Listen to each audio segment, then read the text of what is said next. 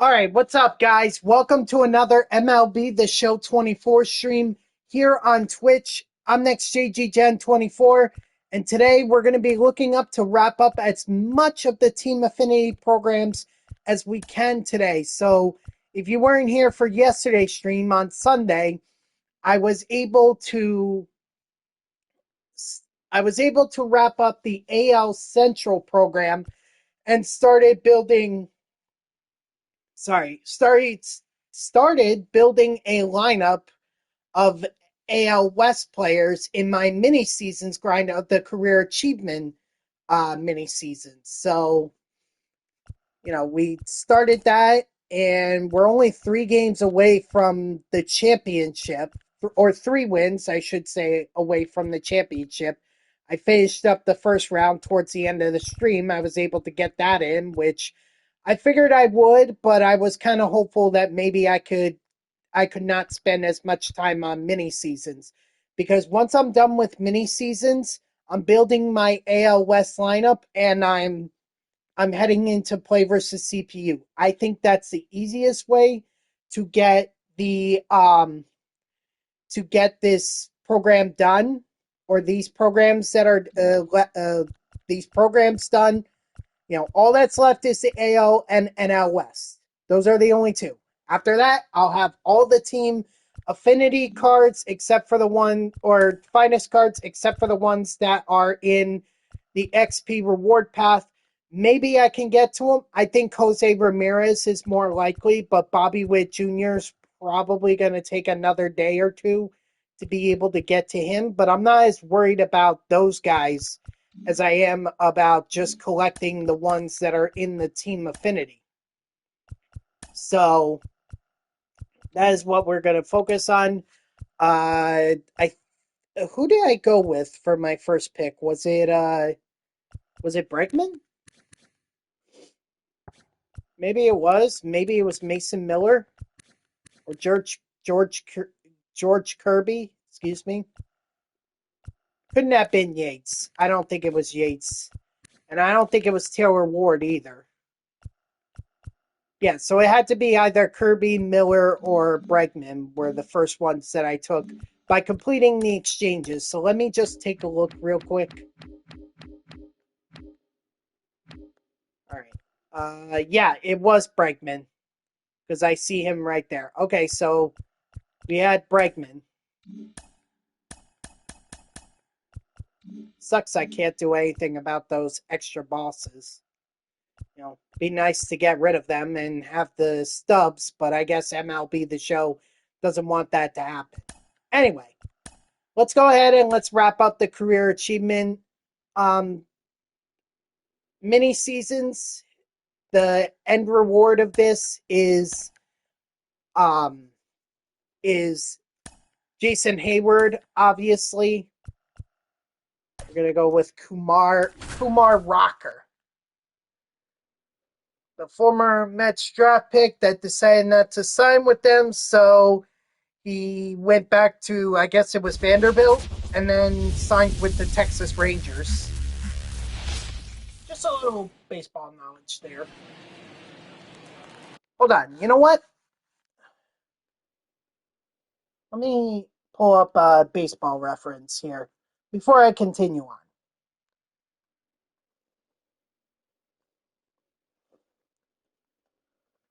Whoops. There he is. Kumar Rocker. Yes, so he was drafted in the 38th round by the by the Rockies.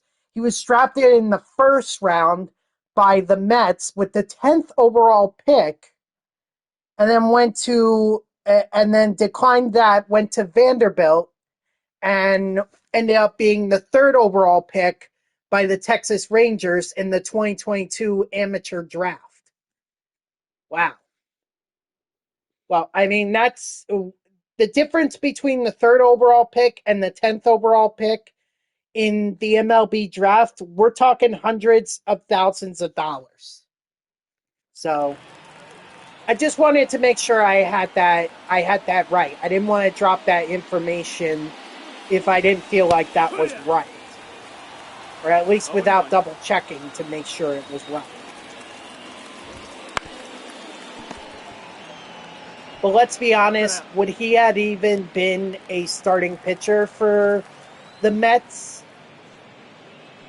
Certainly not in this rotation. At best, he's another Jose Budo that ends up making sporadic starts here and there, but is mostly a long reliever out of the bullpen. Probably a middle relief kind of guy, because he throws hard. Strike 3, sit out.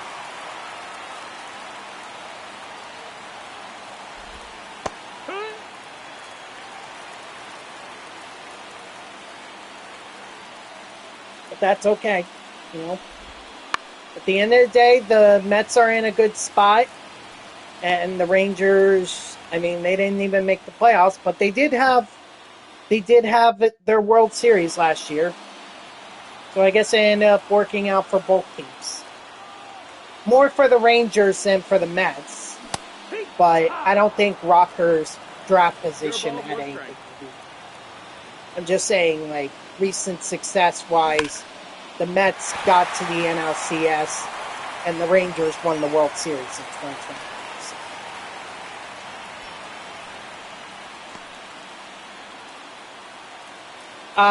There was a little bit of news made by the Mets this, it was yesterday I saw this breaking yesterday. So the Mets are picking up Frankie Montas from the Milwaukee Brewers. They signed him to a 2-year deal. Overall initial thoughts, not a good signing. I mean, there might be some potential for upside, but Frankie Montas has been in the league for over 10 years, so, you know, my philosophy is that if Montas hasn't changed, I mean, what else are the Mets going to expect? I mean, I'm not expecting much, to tell you the truth.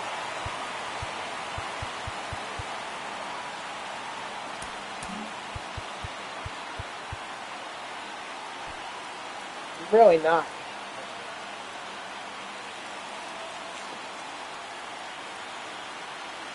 He's got a losing record. He has an ERA over 4, so at best he's a 5th starter.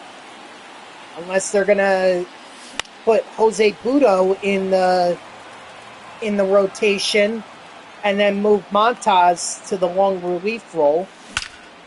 But even then, I don't think that's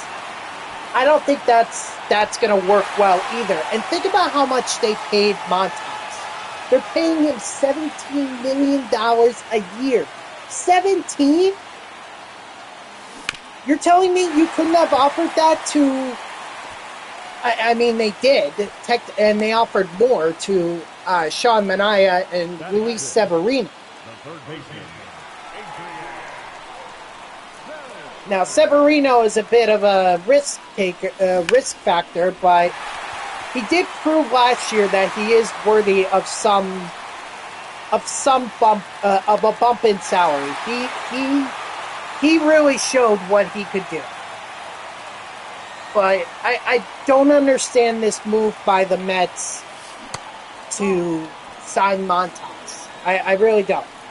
A career ERA over 4. A losing record in over 100 games started. And, you know, unless Stearns thinks that he can get something out of Montas, I don't see the value. I think the Mets overpaid here. Honestly, I probably wouldn't have given him any more than $10 million. You know, similar to a Luis Severino deal. Like, okay, prove it. A prove it deal. That's what they call it. But I mean, it kind of feels like this is more of a Jose Quintana deal where, you know, kind of overpaid for a guy who just isn't that great. Outside ball. So I don't like the signing of Montas. Maybe Montas can prove me wrong and have some quality starts. After all, the Mets pitching last year was incredible when you think of the fact that they were led by Sean Manaea. Kodai Senga was completely was out of it until the playoffs. You know, you had Severino, you had Quintana was especially good in the playoffs. Peterson had his best year, over 10 wins.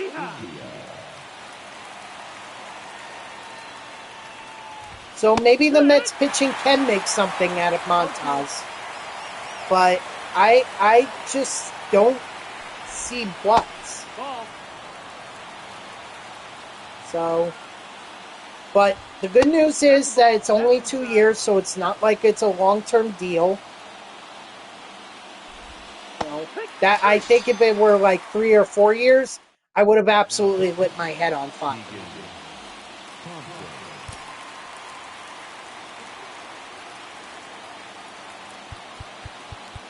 All right, we're gonna do Mason Miller.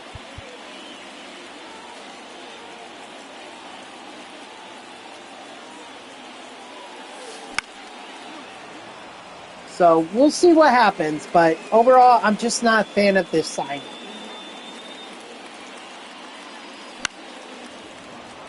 And in terms of the Juan Soto sweepstakes that are going on right now, from what I understand, it sounds like Toronto is going to make the highest offer to Soto. You know, which concerns me, and you know, we'll see what happens, but like,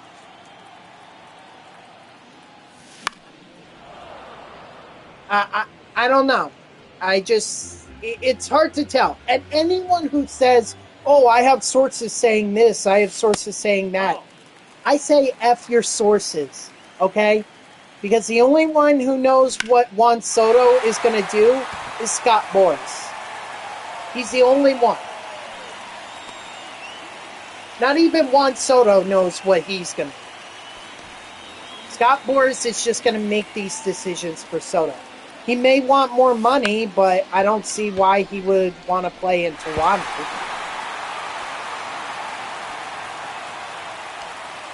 I mean, there's no pitching.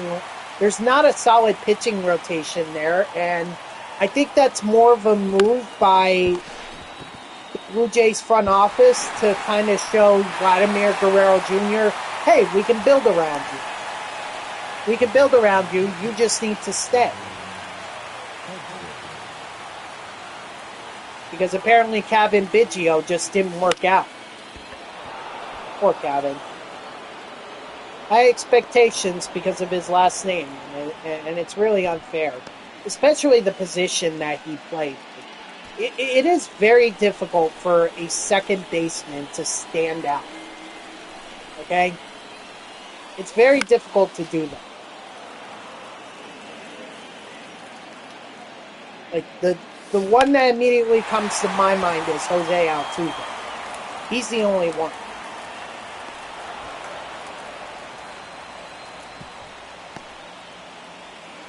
You know, Andres Jimenez is on the rise, but I wouldn't put him over Altuve, to say the least.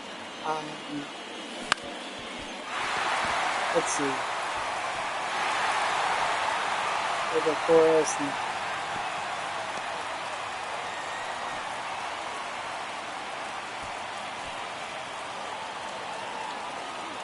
Gunnar Henderson is shortstop. Is it Jorge Mateo that is for the Orioles? If it is, then definitely not him. No, that missed. That's the ball. 1-0. That missed. That's the ball.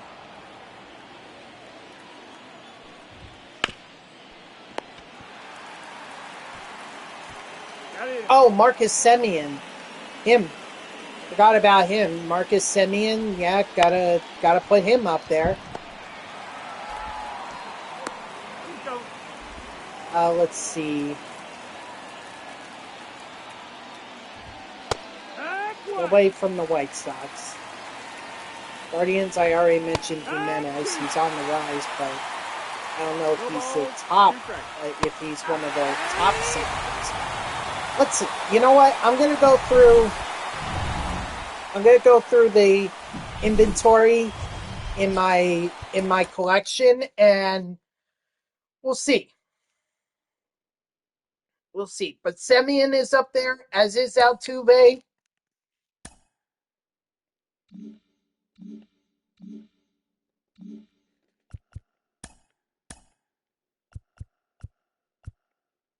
Jordan Westberg. Yeah, but I'd say he's on the rise. He's like Jimenez, on the rise. So Westberg on the rise.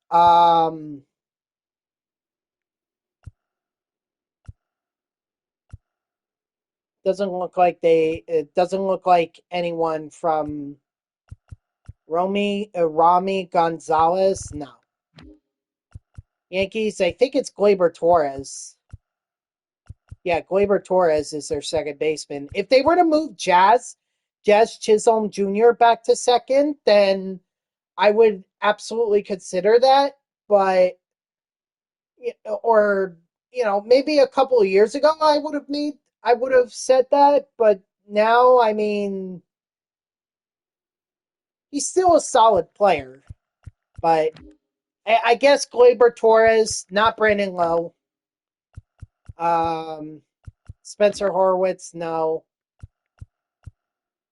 Nicky Lopez, and not really. I mentioned Andres Jimenez. I thought the Tigers had Colt. Oh yeah, Colt Keith, but doesn't seem like he's done much. Let's see, second base for uh, Michael Massey. Hmm. Let's see, Massey is 26, and not. Nah, I'm not sold on Massey. And I'm not doing this based off of their ratings or their overalls in MLB The Show. I'm just doing it based off of name recognition. Like, who do I recognize? I don't recognize some of these guys. Let's see. Didn't the didn't the Twins have a good Eduard Julian? Was it? Didn't he have like that one year where he was a solid hitter for them? Well, no, but it seems like he's fallen off a cliff. We already mentioned Altuve here. Uh, Luis Rengifo.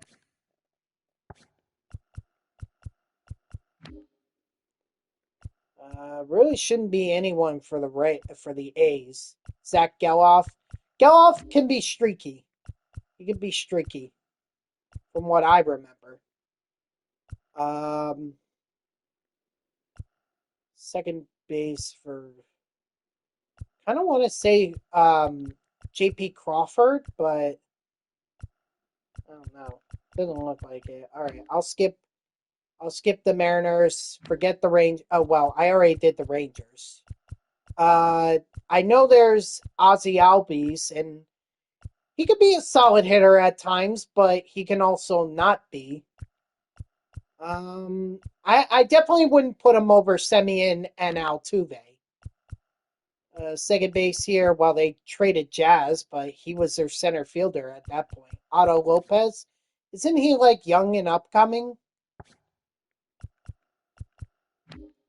Mets, I mean, Jose Iglesias had a great year, but I would not put him over. I'm definitely not putting him over Altuve and Semien, but I wish I could, but that would just not be fair. Certainly not Jeff McNeil. There is Bryson Stott here, but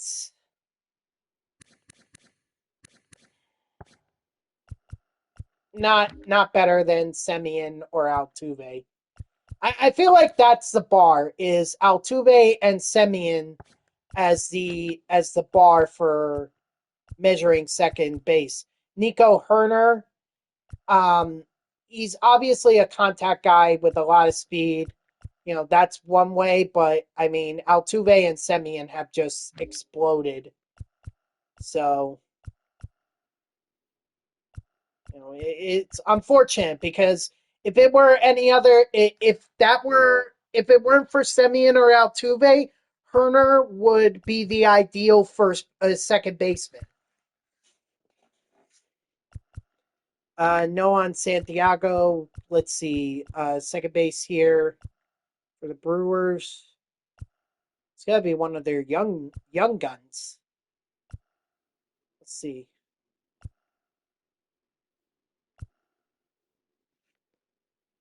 Monasterio, he's still up and coming.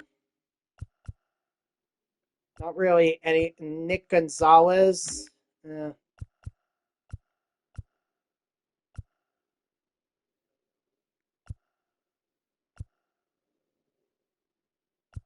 see. I'm not really seeing anyone. Sagisi, maybe. Oh, Ketel Marte. Oh man, yeah, you got to add Ketel Marte in the top 3. He has to be up there.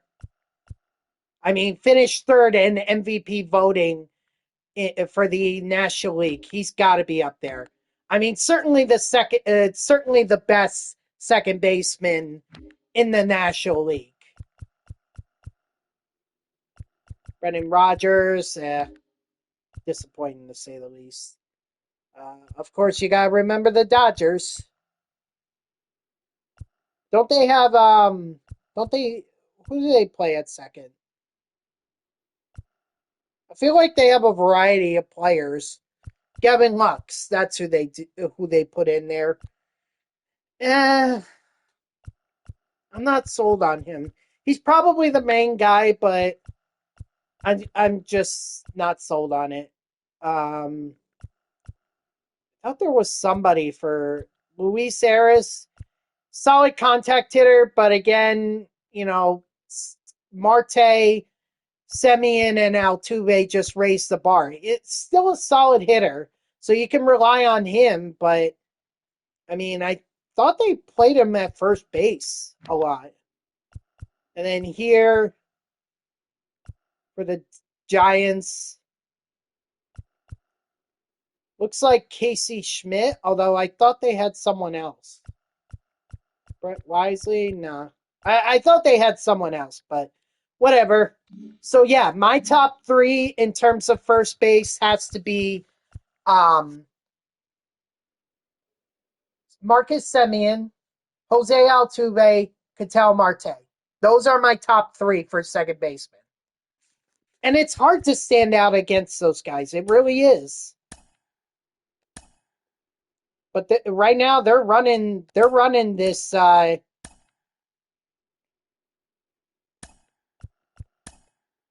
basically making the they ruled second base. They do. Those are my top 3. Although maybe Marte should be higher than both of them because he got third in MVP voting. The shortstop, Ellie De La Cruz. So maybe he deserves to be above Semien and Altuve because I don't know. I don't know where Semien and Altuve came in terms of MVP voting, but I mean Marte was probably the closest, and unless Semien or Altuve came in second, because they certainly did not win the MVPs, then I have to think that Marte is the better second baseman.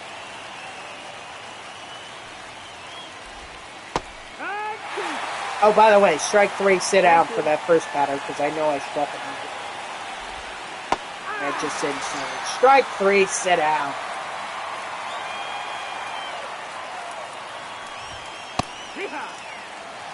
So, I'll have to look up what the AL MVP voting results were. It was clear that Judge and Otani were gonna get back to we're gonna get the MVP awards. I don't think there was ever any doubt about that. Strike 3, sit down. Let's see.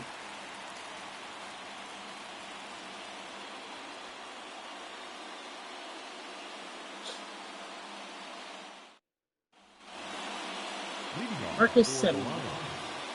Let's see where he. Nope, he was just a all-star this year. Didn't even get any MVP votes. Oh, he took one away. Dang. All right, what about Altuve? 1-0. Altuve, he came in 15th in MVP voting. So, yeah, I have to... Marte, at least for this season, Marte is the better second base, or is the best second base. Semien didn't get any MVP votes, and Altuve came in 15th. Like, Marte at least was top 3.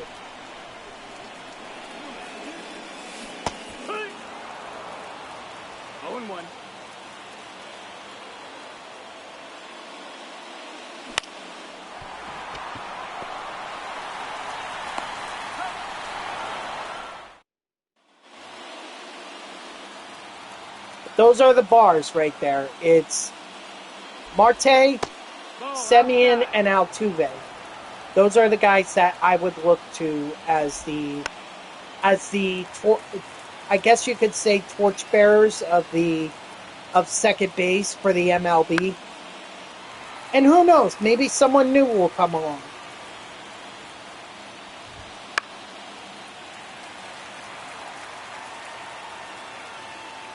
Sounds like China's over. Or, I'm sorry, China is the dog from next door that my puppy or my dog, my family dog Ginger likes to play with. I mean, Ginger is very stubborn. I mean, I tried to get her to go outside earlier before I came on stream, and she would not move. But the minute that you say China's name, oh my gosh, she's running to the door. So, I'll tell you what I'm going to do. Once I wrap up this championship series, I'm going to take a little bit of a break just so I can let my dogs out so they can do their business. And then I'll come back and we'll continue on with the grind of the AL West. Right? Strike 3, sit down. I didn't realize... that's the problem. My neighbor does not let us know when they bring China over. It's like, okay, we don't mind. We really don't. We actually love having China over. But could we at least get a little heads up? You know? Just a tiny heads up, like a phone call or a text saying, hey, I'm bringing China over.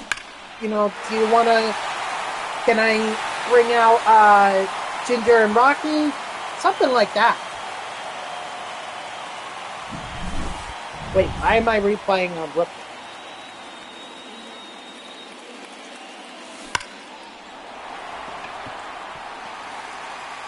I was hoping that would have got past the right fielder. Now,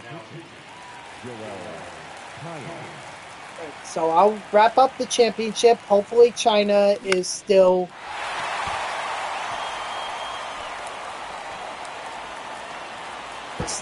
here Or maybe I'll just do it after this game. The other thing too, China doesn't like to be outside for very long. She likes to be inside. Mainly because she wants food. She a big doggy. She's a sweet dog. She is.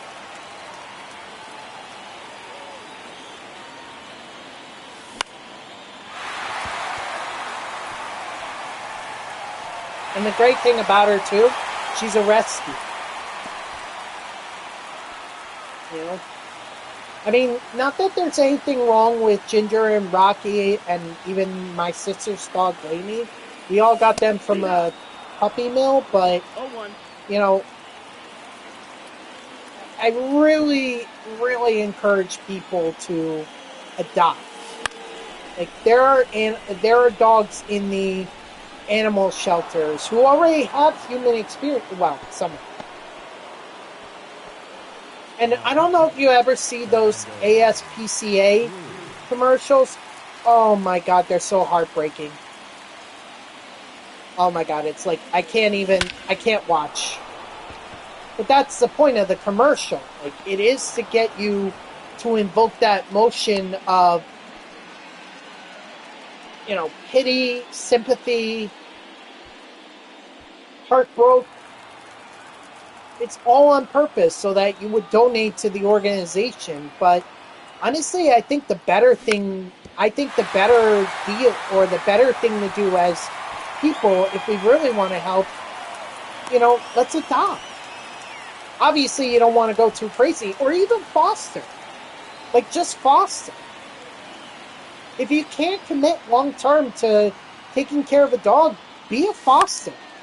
That way you can give the training, or you could get a dog that's in a shelter, the experience of being in a loving home without having to make the full-time commitment of, well, this is my dog.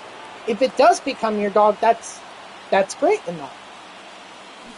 But at the very least, like being a foster pet host or a pet foster host, like that would make more of a difference. Because now you make the dogs more eligible to be adopted.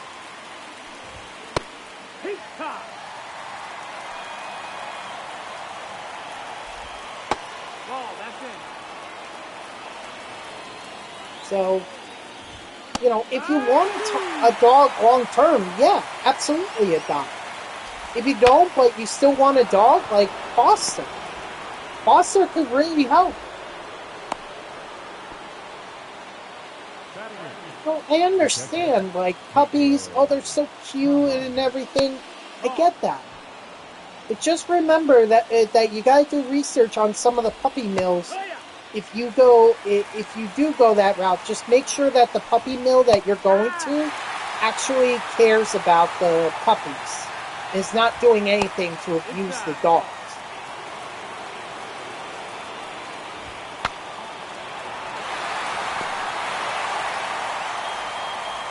So, this holiday season, I'm calling for more adoptions or fostering than paying at puppy mills.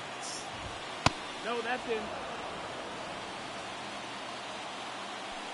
And know that again, I'm not that anyone's accusing me of just trying to say stuff to sound good, but that's always a thought that comes to my mind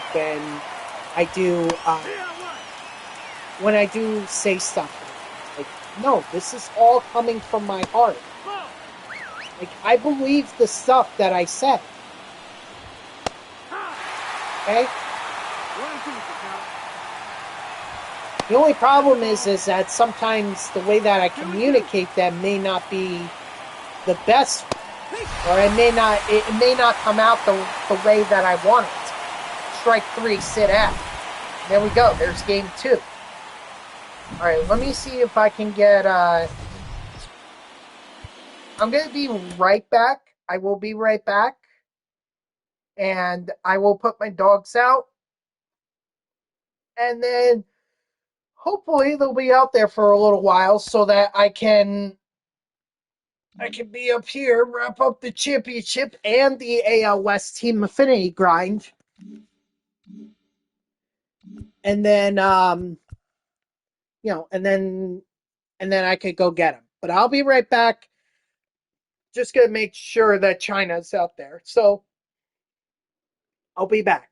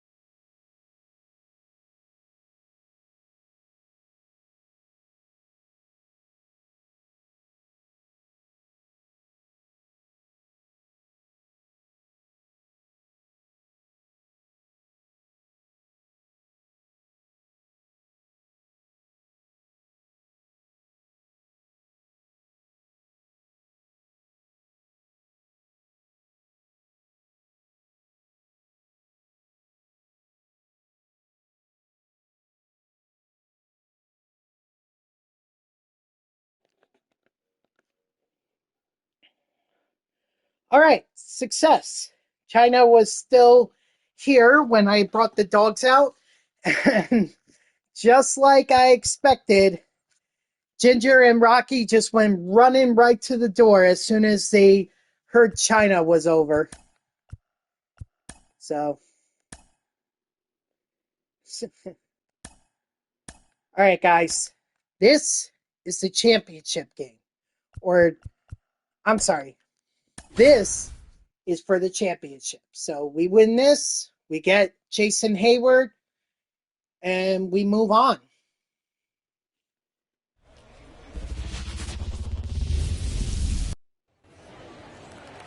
And that way we're done. We're done with mini seasons. Again, the only reason I did this was to get David Robertson's Mets card.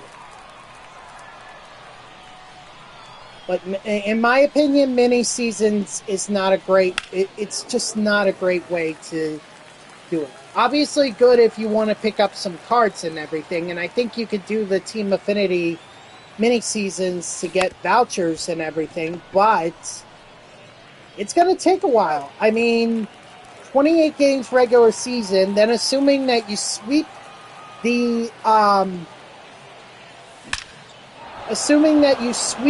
semifinals and then the finals, okay, that's 6 games. So you're talking about 31 games at the minimum.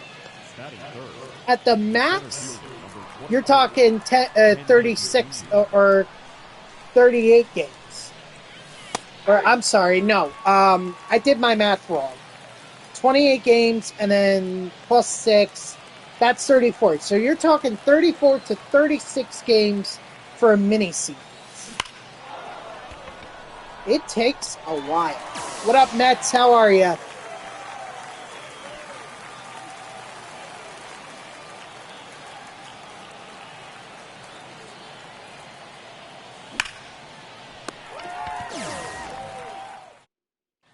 I'm doing all right. I'm doing all right. Nope. Nope. I'm finishing up my mini seasons of, well, yes, I am I'm still grinding the Team Affinity, That's ball two. but I thought you were asking if I was doing the 2-0. mini seasons Team Affinity one, and that 2-1. is a no. I'm not doing that.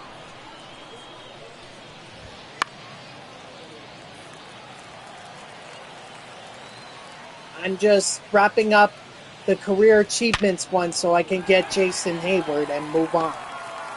But I am grinding the new Team Affinity. And I'm almost done. Okay? Only 2 more programs left to do. And honestly, once I move to play versus CPU,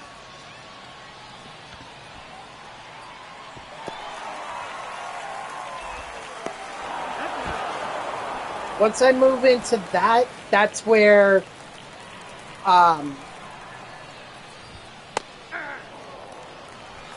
I believe I'm going to make most of my progress. Because I'm going to get a lot of the stat missions done. 1-1.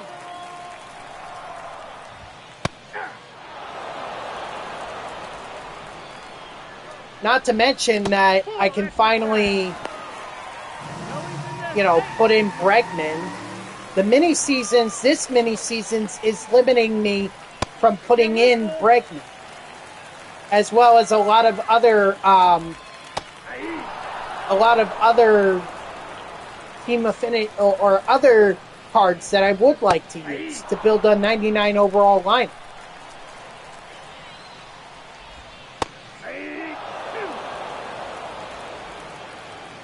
Yeah, I can certainly understand. Mini seasons, like for me, when it was first introduced, I only played it once. I didn't even do it a second time. I completely understand. I couldn't get into it myself. The only reason I'm doing it is, again, because some of the cards that are in it. Otherwise, I wouldn't even touch this. I also did the mini seasons to get the vouchers for the Extreme program. So that was the only reason for that.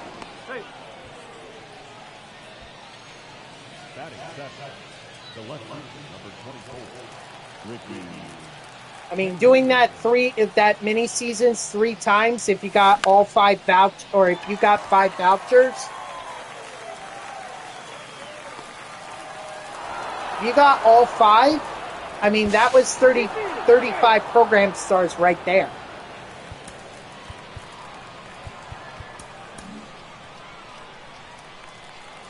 And you do that 3 times, you get that Extreme program done. And that's without considering all the stat missions that you can achieve while doing, while playing the game. Not to mention, if you complete a couple moments, that'll help out too.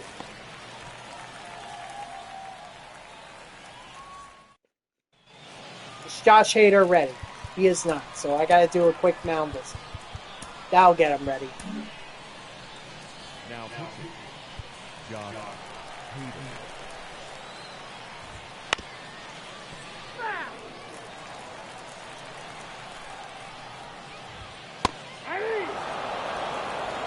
No ball, 2 strikes.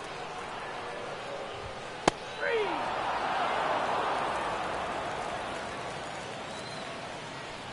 Yeah, in my personal opinion, I think the quickest way to get the programs done is to do the play versus CPU. Just go play against the Colorado Rockies and strike 3, sit down, and just rack up the stats there. That can easily be done, especially if you do a team-specific lineup. Like, if you want to get hits with the Houston Astros, as an example, you can do that. And you could probably get it. I think it's 15,000 or something like that. I don't know how much. I have to look again.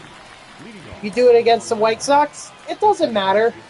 I just like doing it against the Rockies because it's easy to hit home runs at Coors Field.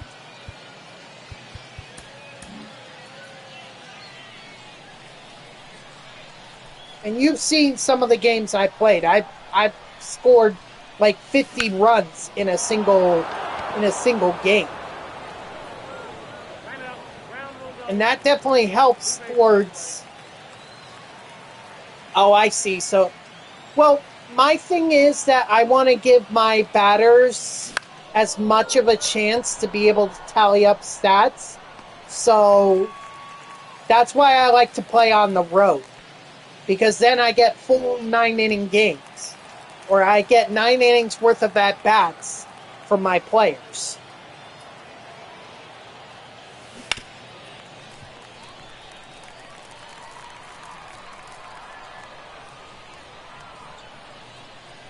Whereas if I was playing at home at Costco Field, like you're suggesting, that only gives me 8 innings. 8 innings worth of at-bats, and that's, I don't want to miss out on that 9th inning. That could be another run through the lineup, full of hits and RBIs and total bases and everything. Got him. So that's my argument against that. But, I mean, as long as it works, Costco Field, the dimensions definitely favor a lot of home runs. So maybe it's okay then to be playing 8-inning games there. Just understand that just as easy as it is for you to hit home runs at Costco Field, it's just as easy for the White Sox, Rockies, Oakland Athletics.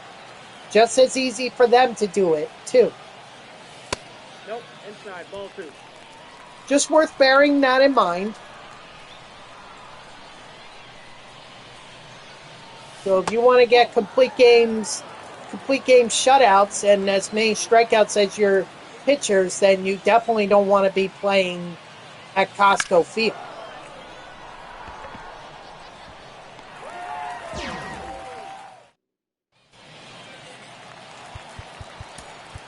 Now pitching, Nathan Miller.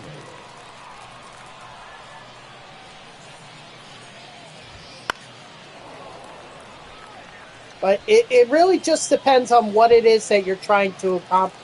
Like, if you're trying to just get the batting stats with your players, then Costco Field is definitely a good place to go. But if you're looking for pitching stats, then you don't want to play there.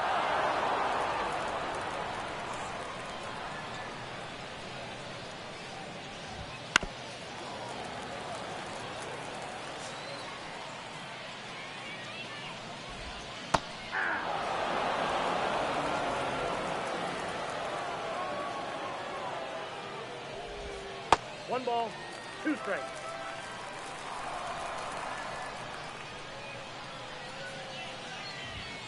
Nope, outside.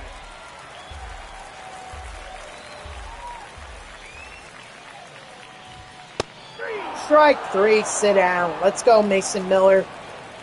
Only one more.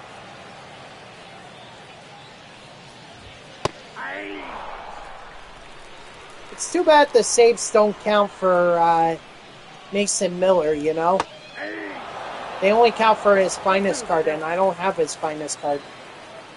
Well, even if I did, I couldn't use it in this mini seasons. There we go. There's the championship and everything. Woohoo! Yeah, the main reward is Jason Hayward.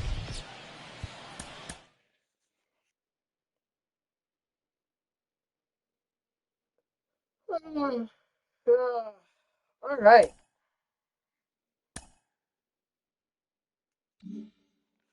There we go.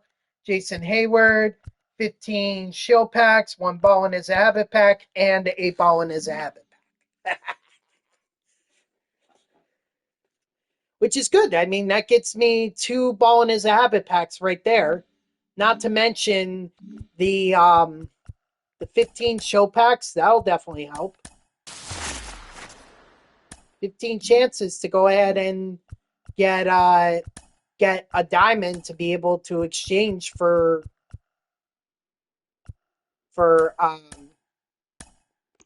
oh, look at that. I even get a third one because I completed the exchange here.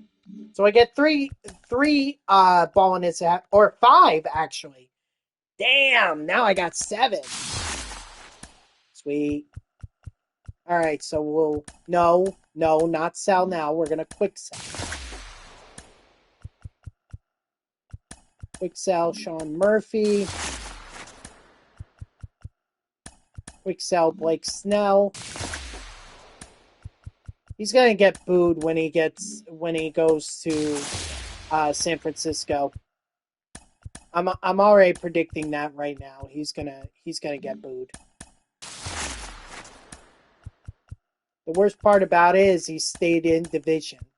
It'd be one thing if he had left the division. It's another thing to go to a division rival, especially the Los Angeles Dodgers. So he is going to get booed. I can already see that happening in his first start. They may want to consider like options to kind of avoid that. Let's see who we got here. We got Jose Ramirez. Oh, I already have that card. All right, quick sell. I mean, that's why I want these diamonds, because even if I have duplicates of them, like, I'd rather just quick sell.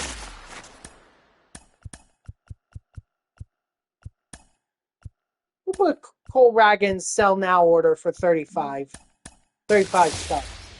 You mad genius. The sad part is someone's probably stupid enough to actually go for that. Well, already have him, so quick sell him. Quick sell that. Oh, hold on.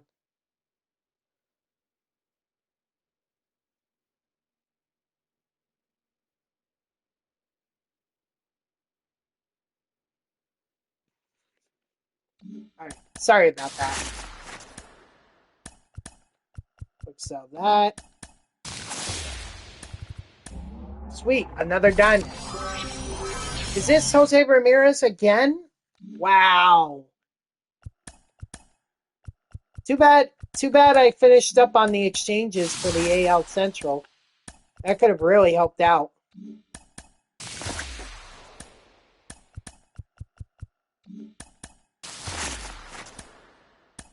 Okay, got a new bat.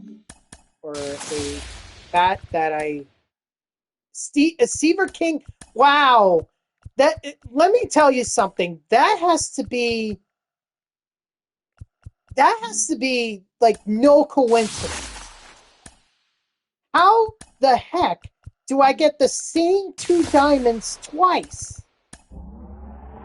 Okay, this is not okay, so different diamond this time. Mookie. Oh.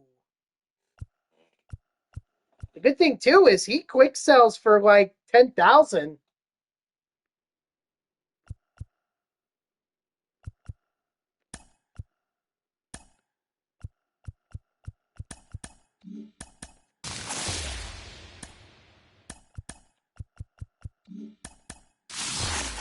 I mean, that was a nice pull, Mookie Betts. But what I don't understand is why are the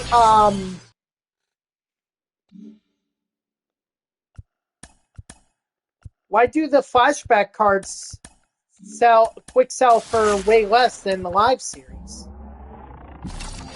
Like, think about it. The live series, that live series Mookie Betts, that was freaking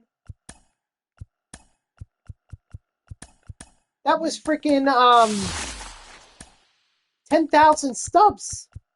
Seaver King and Jose Ramirez were each 5,000, and they are higher rated than Mookie is. So I don't understand that. I mean, I guess I'm just in a pack opening mood for right now. I'll probably stop once I hit 25 left. I gotta leave some content.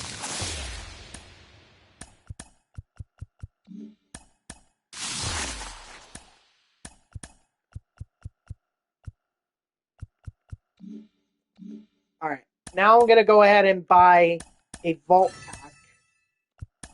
Since I have enough for that. I am going to do Walcott. Ooh, I could get Bobby Witt Jr. or Brian Dozier.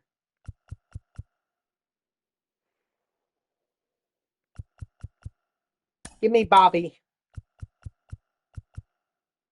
Really? I didn't have Spencer Horowitz? Interesting.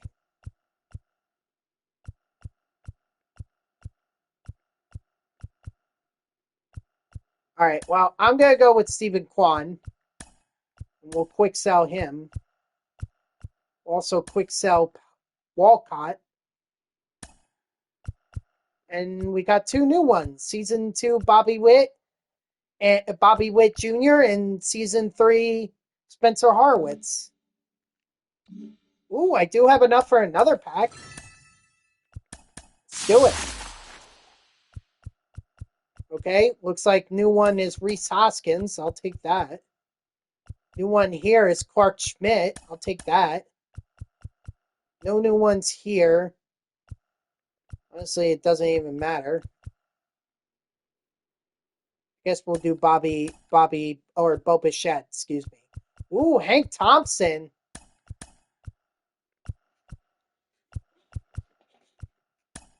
Yeah, I'll definitely sell that now. Someone wants to pay me that much for Bo Bichette, 99 Bo Bichette? Fine. I already have them, so I'm good. I'm good. But that's why I buy those. That's why I buy those vault packs now, because those vault packs can contain diamonds that I have not had.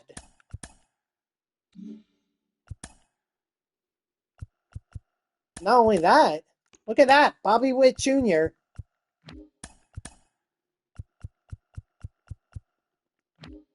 added to the collection. And if I could get 2 more, like a Riley Green, how much does he sell? Quite a bit. Okay, maybe not.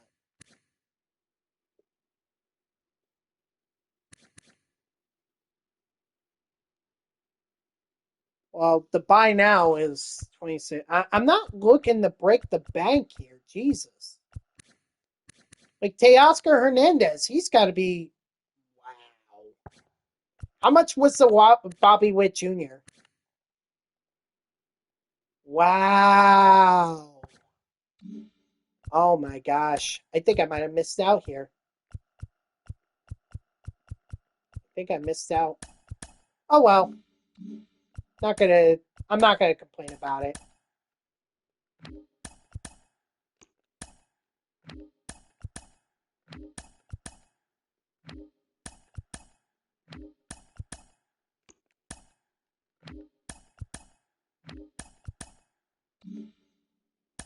In season 2, let's see. I mean, it's gonna take a long time for season 2. It's honestly not that big of a deal to me anyway, because like what, I guess season icon and a millionaire pack. Whereas this, at least I get another choice pack, and a chase pack is actually pretty good. Don't care about this. I already completed it, so let's see. I don't think, yeah, there's nothing here for me to complete. And they're only NL throwback uniforms. There's not that many, though. All right, guys. So now that I'm officially done with that, and we're well on our way to getting Mr. Jose Ramirez, now it's time that we take a look at some of the missions here. Okay? Bregman has to be in there. He has to be. I'm not too worried about the Angels here. They're going to take a while. Strikeouts.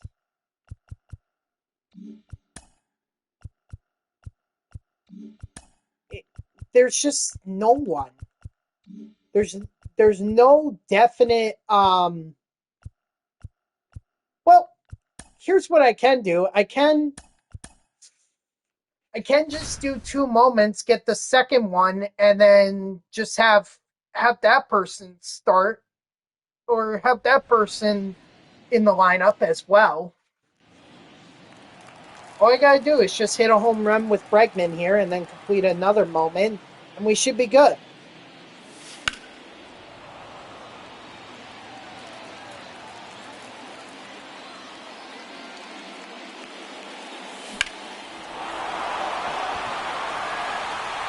Yeah, you can tell by the crowd reaction.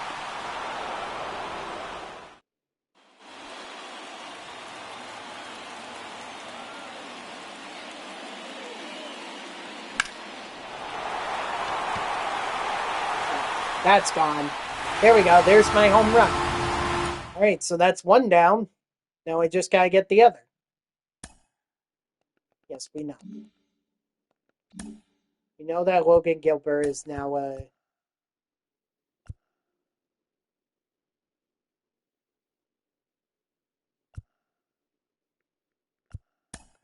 yeah. Let's do this moment with George Kirby.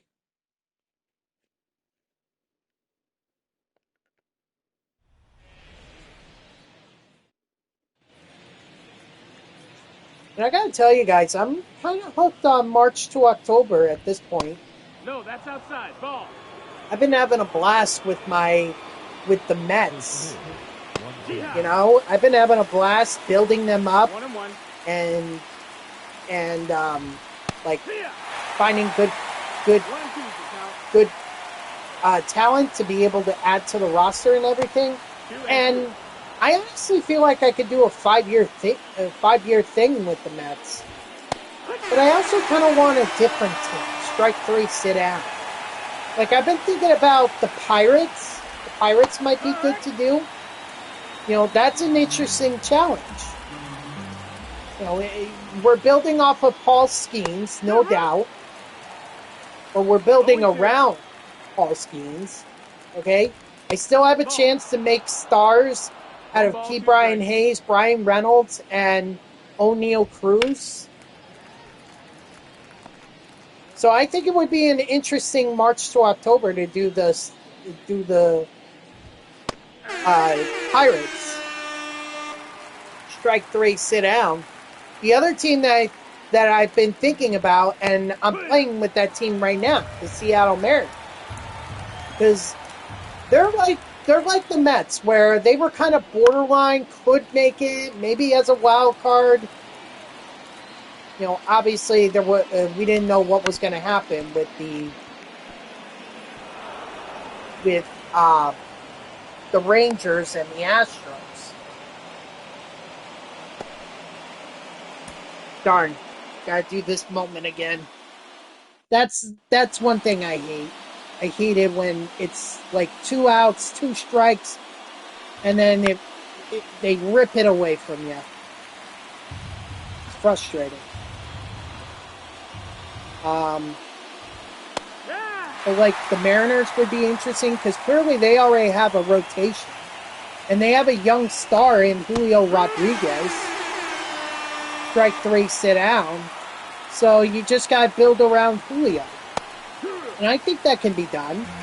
I'd have to dump some contracts, like I think I'm going to have to dump Mitch Haniger. The thing is, I don't want to do it because I don't want it to impact my progress in the team Affinity. So, at the very least, I would want to get the team Affinity for the AL West done before I do the March to October with the Mariners. Strike three, sit down. But I'll let you guys know like how the two work out. You know, who's better to do the March to October with? The Pittsburgh Pirates, the Seattle Mariners, or the New York Mets? I mean, the Mets are... I'm biased against them, obviously. Strike three, sit down. There we go. All right, so we're going to add someone else to the mix. It's probably going to be... I want to say it's going to be Logan Gilbert. Or George Kirby, I'm sorry. Because I want that pitcher.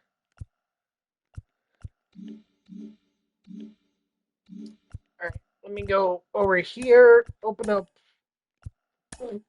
Sorry. Let's select George Kirby. All right, so what I'm going to do now is we're going to build a lineup of our top guys or top guys from the AL West. Ricky Henderson is up there. Could do George Springer. We could. What would his best? Houston Astros. I'll think about it. I'll think about it. Could do Jim Edmonds. Can do Jim Edmonds. And that would help out for the Angels. And then right field, let's see. No, not Hank Thomas. Cole Calhoun. Yeah, you need like 7 Angels players on your teams. I don't know if I want to do captain cards. I think that would just be...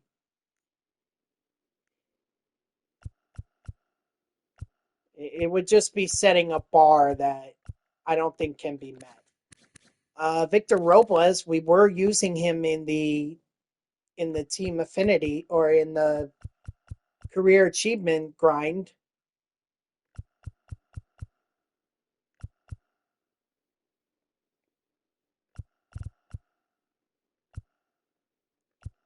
What's up, Mr. Shelby? How are you? Yeah, we'll do Robles.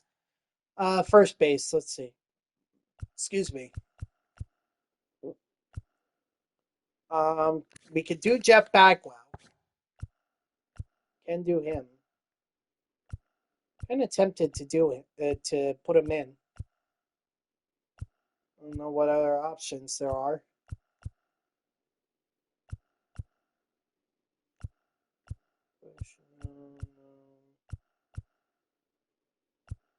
There's a lot of first basemen here.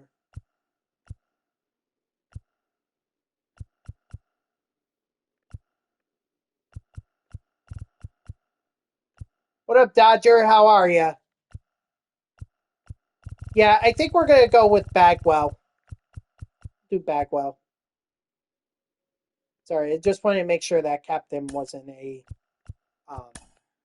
Now, obviously, we could go with Craig Biggio, but I'm done. I'm done with Biggio. As far as I'm concerned, I'm done with him. I'm doing good, Dodger. I finished up that career achievements mini seasons, so now I'm going into play versus CPU, and I'm gonna complete the programs that way from here on out. Biggio is already super factored. See? And I don't want to put a super factored guy in my lineup. It doesn't do anything. Especially since I'm going to be playing on rookie. So let's see. Looks like my option here is Kyron Paris. Okay. You're doing some events? Okay, that's cool. That's cool. Like I said, I'm gonna wait until they do the common pictures or the event with the common pictures at the end of the year. Because then that way I'll put my full Mets lineup there. You gotta try the Jackie Robinson captain card. When I do the NL West. When I do it, I'll consider it. But for now, I'm specifically looking for guys in the AL West. Okay, so it looks like I have Zach Neto here. That's an option.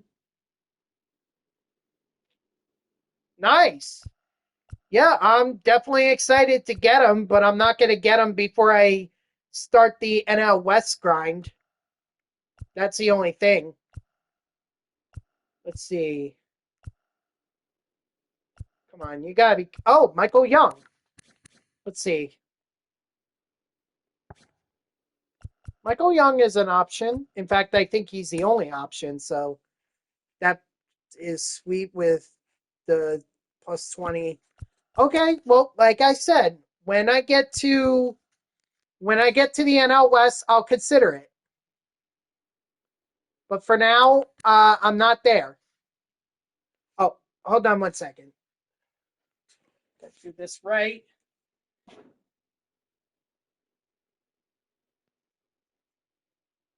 Sorry, there was something that was buzzing around, and I just wanted to get it. I think I'll go with Edgar Martinez here.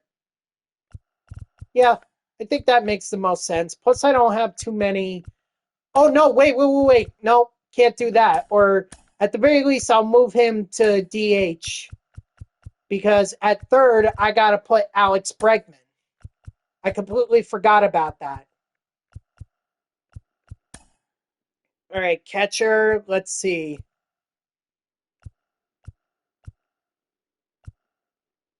Who can we use? Pudge. Yeah, I think Pudge is is the op or is the choice here. All right, and then just go here. Nope, not far enough. There we go. Now I'm there, but I think I went too far. I think it starts with the Angels. Oh no, it starts with the Astros. My bad. Clearly we have to get Yordan Alvarez in there, and then Mike Trout.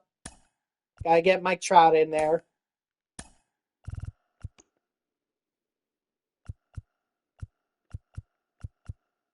We could use a catcher, maybe Sean Murphy.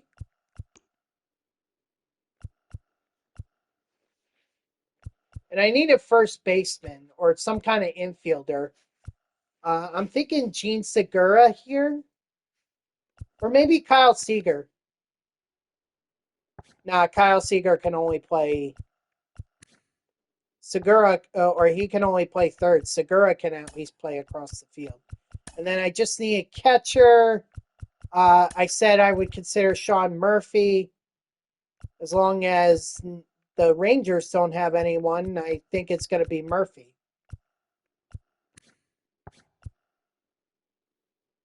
Yep, it's going to be Murphy.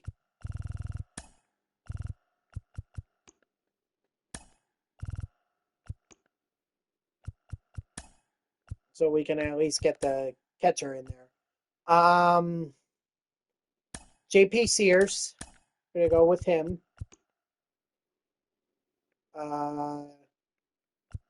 Griffin Canning? Nah. Actually, he is the better. Okay, he's the 99, so I'll go with him. And then we need George Kirby here.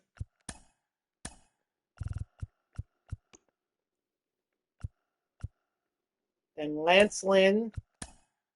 And finally, oops, who did I forget? I got Rangers. Got the Mariners. Got the A's. Got the Angels. Oh, I didn't get Astros. That's right. Verlander. Let's do Verlander. Hell with it. All right, now to build up the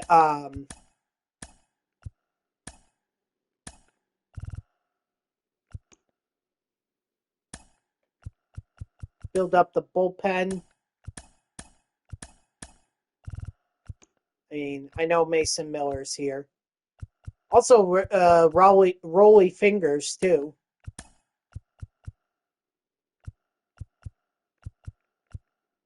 And Blake Treinen and Dennis Eckersley.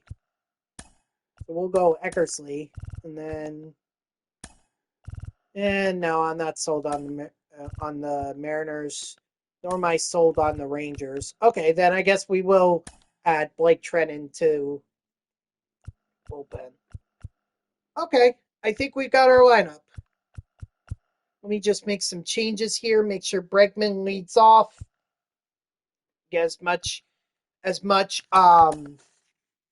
at bats with him as possible.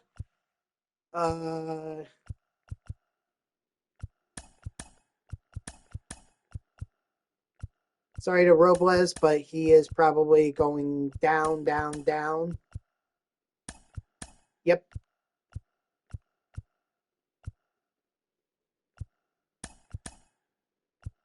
Probably the same for Bagwell, too.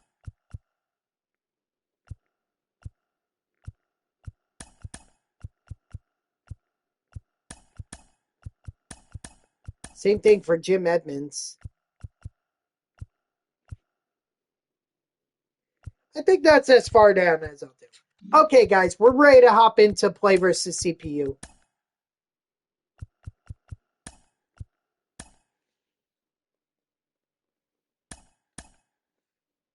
And obviously, we're going to start with George Kirby, get the strikeouts with him.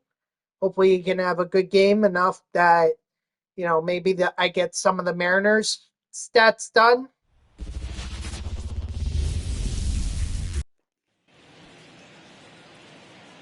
And here we go, guys. Bregman, you disappoint me. Oh.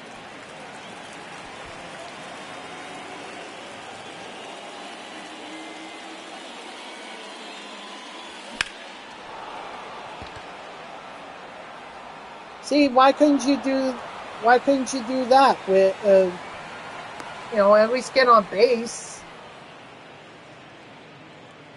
Batting third, the designated hitter, Edgar Martinez.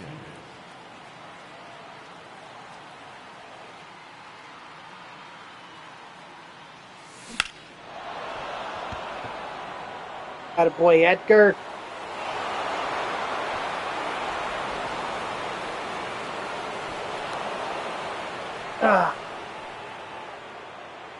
Batting fourth, the catcher, Ivan Rodriguez.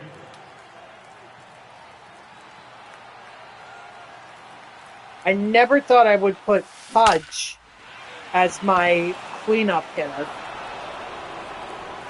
This game is strange.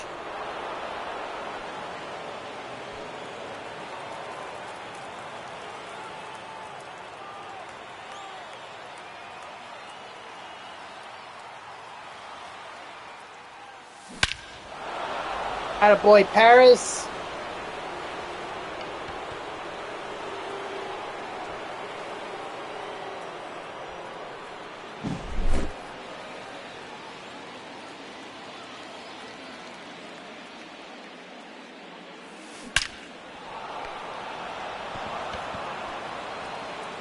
Well, all that shortstop did, I think that's Ezekiel Tovar. All he did was just prevent it from being a double.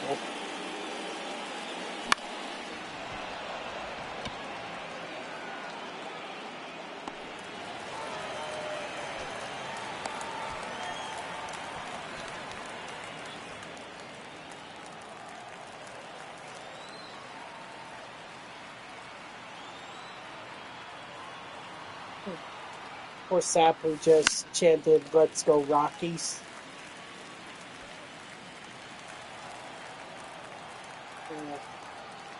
That would be an interesting one to do too, the Rockies. I mean, it's definitely going to take a while. You're going to have to rebuild. Honestly, there's no one on the team that I would consider safe. You need a bullpen, you need a rotation. So if you want a complete rebuild, then I think the Rockies are definitely an option. In March to October, I'm talking about. March to October. But just keep in mind that, you only... No ball, 2 strikes. You only play a certain amount of games, so everything else is completely out of your control. You could try to get momentum and everything. And certainly try to do that, but doesn't always activate. Especially in those key games. Like, I was just playing, before I came on stream, I was playing March to October with the Mets, we had a big series coming up against the Atlanta Braves. Didn't even use the momentum for that, and that's like huge because the Braves are our division rival, and we shouldn't be losing ground in the NL East. I don't know why. I don't know why the game decided, oh, you're not going to play these games. I think it just happens at random. 2 balls, 2 strikes. Strike 3, sit down.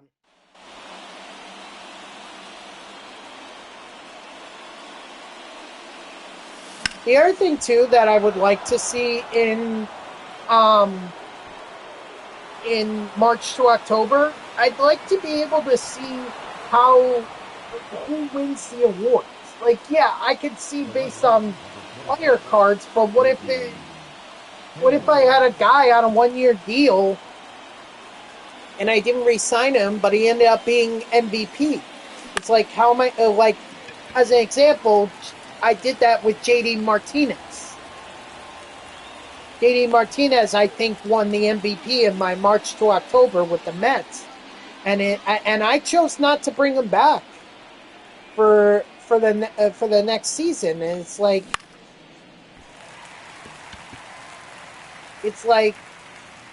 you know,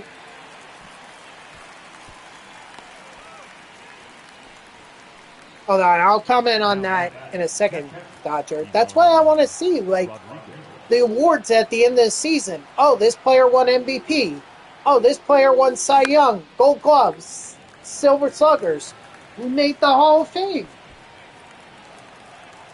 How am I supposed to know who made the Hall of Fame?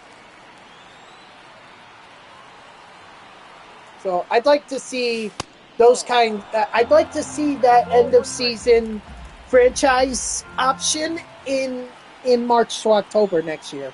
I don't know if it's going to happen. I highly doubt it, but you know, if it does, I'd love to see it. I think that would be a great addition. I tried to hold up there. Yes, Frankie Montas. I don't like the signing. Paying $17 million to this guy to be, at best, our 5th starter. And he's been in the league for 10 seasons now. So it's not like he's young and can turn it around. You know, this guy's been up in the majors for a while. He's had shoulder injuries.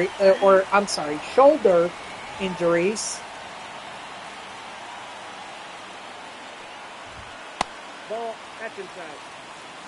You know, I don't like the signing. Maybe the Mets can turn Montas into something solid, back of the rotation kind of guy. But I gotta be honest, I think we overpaid for him. $17 million is crazy for him. You know, it's funny because in the March to October, I signed Brad Keller to my team because he was still in his late 20s. And I figured back of the rotation guy, I can make something out of him. You know, give him a cheap $2.3 million. Dude's competing for the Cy Young. Unfortunately, not going to get it because Kodai Senga is just an absolute monster. By the way, strike 3, sit down on my last. But, like, those are the kinds of players that I would want to see the Mets sign. Guys who are still relatively young, you know, with a little fine tuning, maybe they could be something good, like a Luis Severino. That's what I'd like to see the Mets do. Not give like $17 million to Frankie Montas. Maybe the Mets can make him something. I don't know, but I'm just doubting it. I think it was. On paper, it just didn't seem like a good signing. The bug is still flying around. Dang. I knew I didn't get him when I slammed my window, but thought maybe I had got him, or I at least hit him to the point where he wasn't buzzing. Dang. Ow, ow, ow.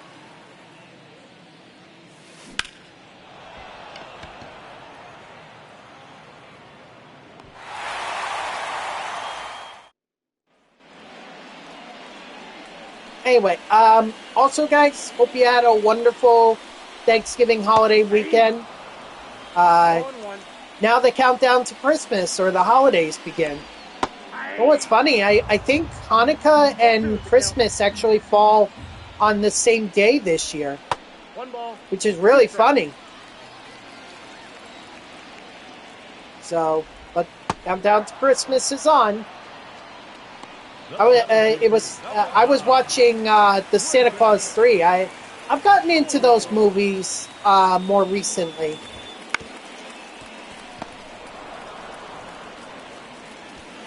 Dude, Kirby! What the heck?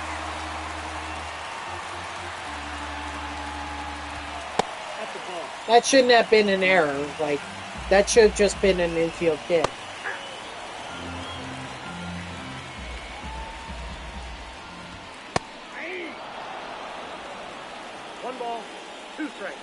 Of course, my favorite Christmas film will always be The Polar Express. That's always been my favorite. I just love the story. It's like a kid doesn't believe in Santa, doesn't believe in the Christmas spirit, and basically gets on this train to the North Pole. And along the way, I mean, maybe they added on from the original book, because I think the original book didn't include the two other kids that the main character was with. I think the book just kind of skimmed past it. Still good story, but I think the movie added on, and I actually think that made it better. But I digress. It's a great story. Kids trying to find the Polar Express. That's my favorite.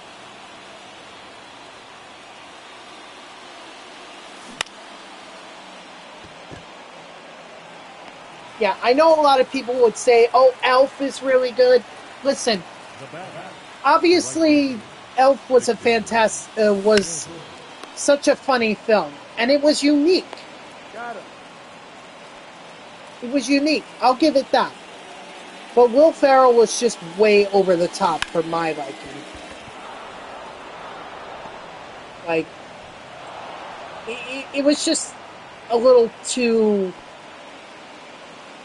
nonsensical, I guess is how I would put it. Christmas Chronicles? What is that? Are you trying to say Christmas with the Cranks? The Woody Allen or Tim Allen film? That's a ball. I mean, it's a pretty.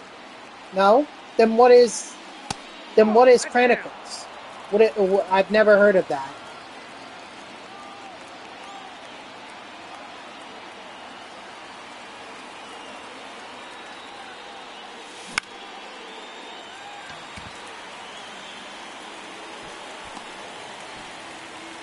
Man, my offense stinks.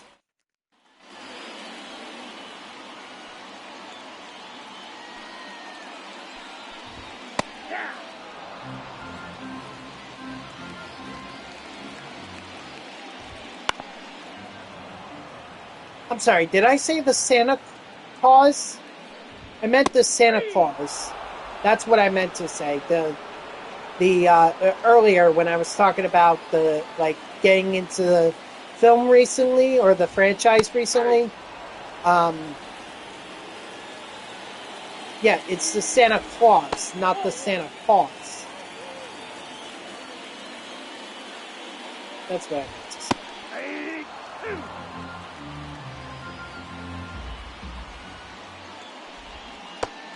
Strike 3, sit down. Dang, Kirby already has 11 strikeouts? Dang. 0-1's the count.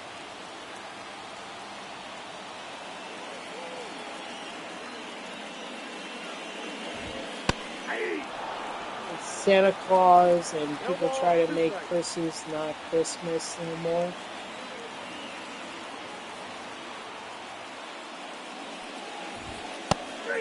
Hold on, I'll look this up.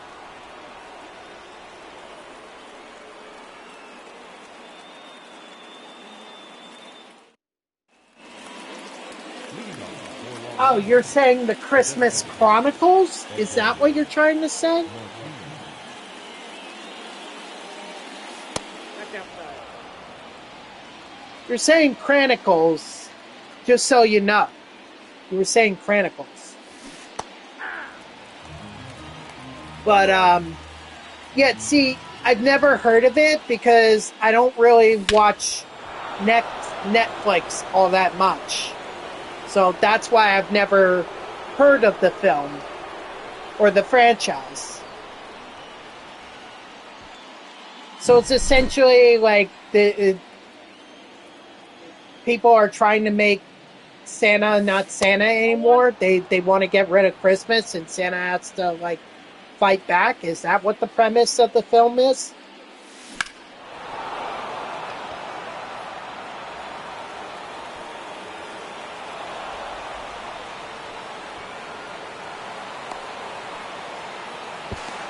Hey, who's in there? Now pitching towards Washington. Number 0, J.J. Attaboy Paris.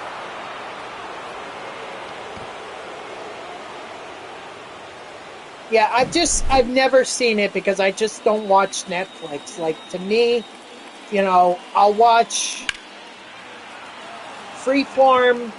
Yeah, Freeform is probably it. FX too. FX, because that's where I was watching the Santa Claus 3. So Freeform, FX. I know, I think CBS or NBC has Frosty and Rudolph. But usually I go to Freeform. Freeform is they just do the Christmas films. Well, actually, it's not just Christmas films. They also do the Toy Story franchise. No, he's safe.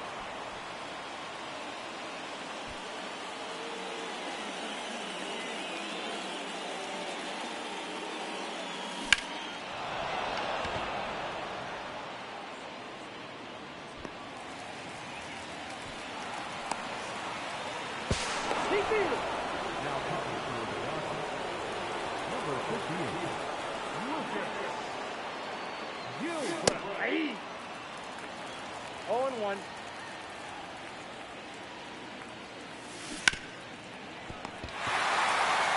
And I know a lot of people like criticize the first or the second Grinch film. You know, how the Grinch, Dr. Seuss's How the Grinch Stole Christmas, the one with Jim Carrey. I know a lot of people criticize that, but I actually think Jim Carrey did a good job as a Grinch. You know, funny, yes. It kept true to the story while also adding some aspects that you're kind of like, okay, you know, makes the movie a little more interesting than the cartoon version. I mean, cartoon version didn't have a love story for the Grinch, nor a vindictive mayor of Whoville, but it still maintained, you know, the main aspect of the Grinch, Cindy Lou Who, although they actually gave her more of a role in Strike 3, Sit Down in the film. Like she tries to be more reasonable about Christmas than the rest of Whoville.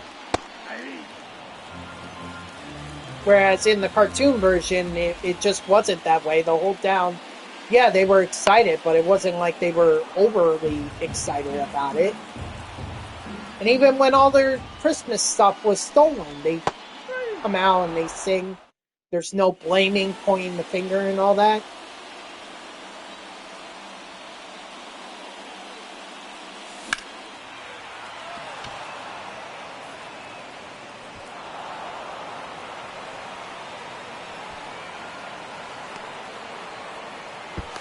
Hey, you beat it up. So I think a lot of people just criticize it. I think a lot of people like the cartoon version as well as the 2018 version. I've never seen the 2018 version, so I kind of have to watch that. But like, I really think people don't give a lot of credit to the second film. I thought the second film was great. But it's all subjective, really.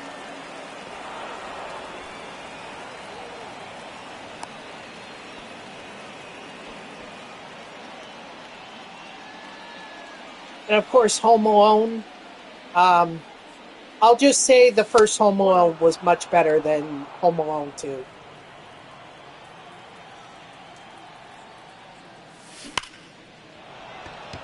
Don't get me wrong, there's still two fantastic films. I think Joe Pesci does a great job as the robber.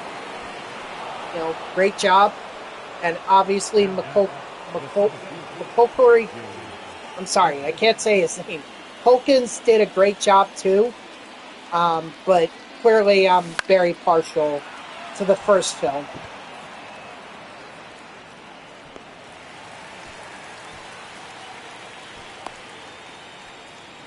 After all, if the first film wasn't such a great film, then there wouldn't have been a second film. Ball one. But the second film, it was like, you know, I get they couldn't do, oh, Calvin has to, you know, defend his home again. Like, obviously that wasn't going to happen again, but it just, I don't know, it just seemed kind of random for them to put it in New York City. Other than, oh, it's the best place to celebrate Christmas, or, you know, when people want to celebrate Christmas, they usually want to go to New York City because Central Park is beautiful. You know, all the department stores, Macy's, and all that. You also have Rockefeller Center and the Christmas tree. Like, I get it. I get it.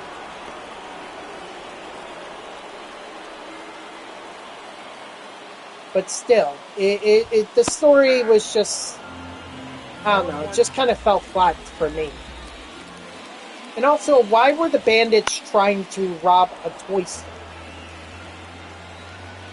Like, they went from trying to rob a house owned by a wealthy family to, oh, we're going to rob a toy store.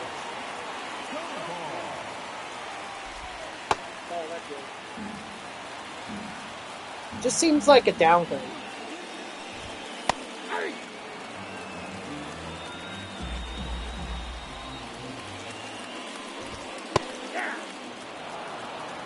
By the way, this is going to be the last inning for George Kirby. So whatever his strikeout total is, that's it.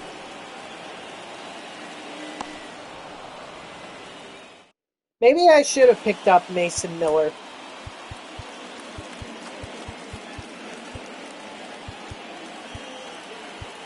We have George Kirby, so I feel like the move would be to go with the... Oh, no, wait, there's no...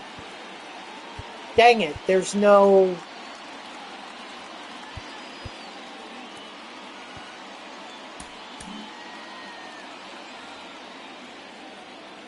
What was I saying?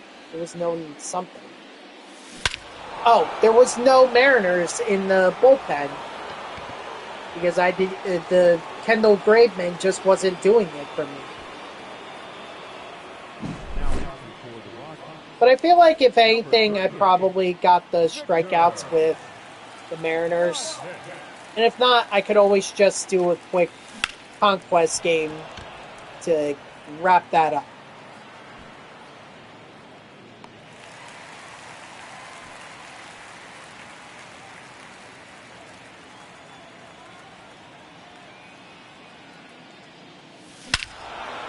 Attaboy Bregman.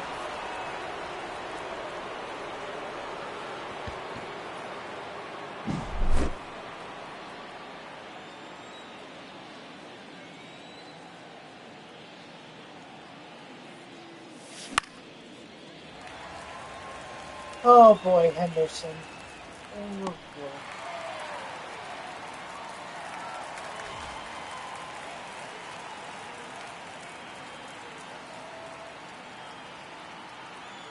I will say though that when I was growing up, yeah, the movies were great, but to me, the Nickelodeon Christmas specials for the shows, phenomenal. Those are what I truly remember about Christmas growing up. Like, you know, the SpongeBob Christmas, and I'm not talking about the one where he gets like a 3D version. I'm talking about the first Christmas in Bikini Bottom. Like that was a fantastic story. Like a very Grinch-esque story. Although without the stealing, it was just Squidward was just, you know, Squidward was just not in the spirit. He wanted to be right, and learns that, you know, being in the holiday spirit meant more than just being right. Or was what you get what I mean. Also, the Jimmy Neutron one was also fantastic. Fairly Odd Parents as well. You know, Christmas Every Day. Nope,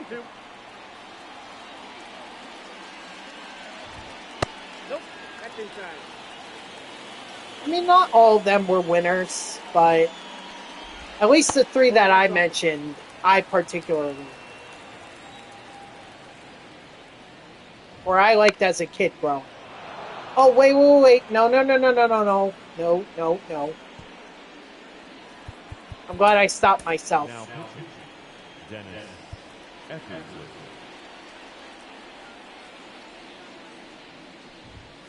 Full count. Look, if I have to walk, Three. Toglia, which I didn't, but I was going to say if I had to walk the batter, then I would do it. Man. It's fine. Eckersley gets the strikeout, and we move on to McMahon. No ball, 2 strikes.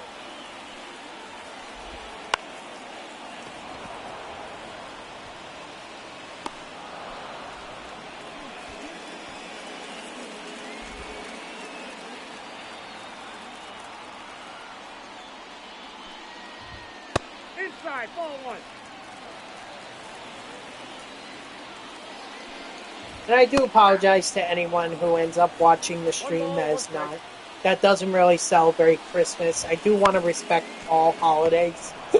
It's just that me personally, I'll be clearly by me talking about the Christmas films or Christmas movies and shows and everything, like I celebrate Christmas. But I do recognize that there are other holidays out there, other faiths, and I don't want them to be excluded. Oh, you know what's also a favorite movie of mine? Although recently I've been more like, okay, I'll watch it once and then let that be that. A Christmas Story. You know how TBS runs A Christmas Story 24 hours a day, starting at 8 p.m. on Christmas Eve? Like, again, that was just what I grew up watching. For me, A Christmas Story is great, but like I said, more recently it's been more of, okay, I'll watch it once and then kind of be done with it because, you know, I've seen this movie at least 100 times. Heck, I even watched the sequel. Well, there have been multiple sequels, but I'm talking about the the more the more recent one, the one where Ralphie has to write in an obituary for his father,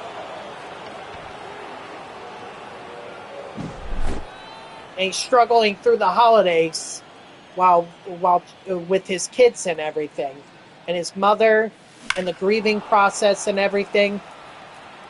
I honestly, I think that was a great second film. Or like, if that was the true sequel to A Christmas Story, then to me that would be perfect. I think that was the perfect way to do it. 57. And I loved how they kept the Bumpus's hounds in there. The Bumpus's hound. Da-da-da-da. Oh my gosh.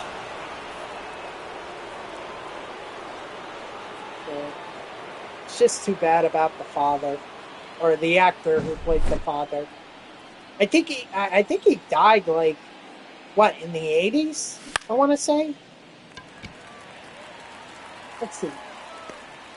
A Christmas Story. Oh no, it couldn't have been in the 80s because he. Tyrone Harris. Attaboy, Paris. Darren McGavin. He actually died in 2006. Wow, he lived to be over 100 years old, or he lived to be 103. God bless him. Number 40. Tyler. God bless Darren McGavin. I didn't even know that he died in 2006. I thought it was the 80s he died. Which I don't understand why, because it's like the film was released in the 1980s, 1983 to be more precise.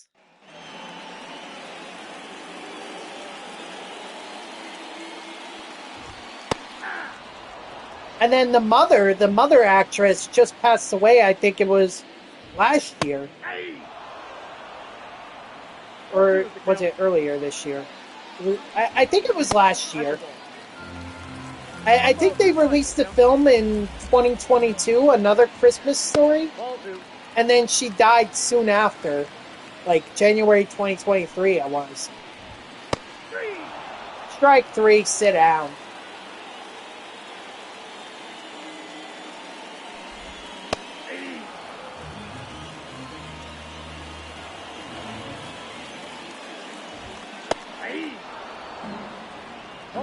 I wonder if TBS got the idea to do the 24 hours of A Christmas Story after the father passed away, or after McGavin passed away. I don't know. Or maybe because the film just probably actually lasts a while, but maybe no one had the rights to it. It's kind of like what's that film? That Christmas classic that got replayed. Well, actually, it wasn't a Christmas classic. It was. I mean, now it's considered a Christmas classic, but when it first was released, it was terrible. Or people didn't like it, so nobody renewed the copyright on it, and I guess CBS was like, you know what, we'll just throw this on the air because it's free. And then everyone just started loving it. Almost like it was better off as a film made for TV rather than a film made for movie theaters.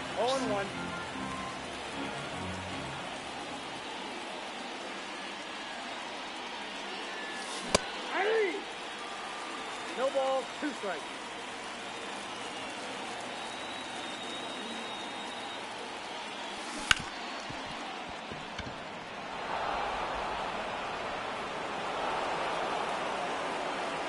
Let's see.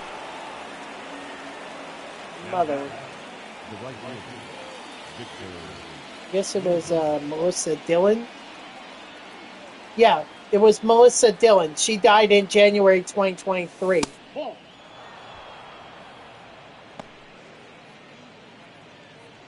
Oh, I'm sorry, not Melissa, Melinda Dillon.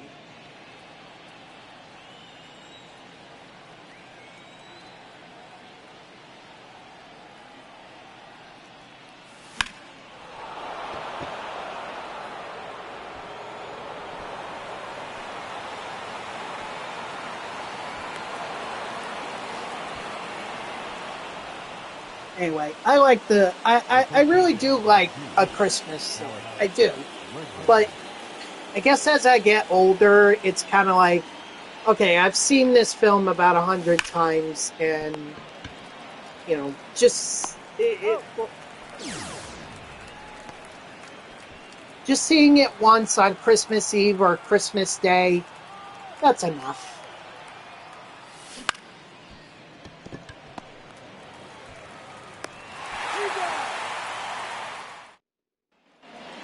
Besides, you get busy with family holiday, gathering the family for Christmas, and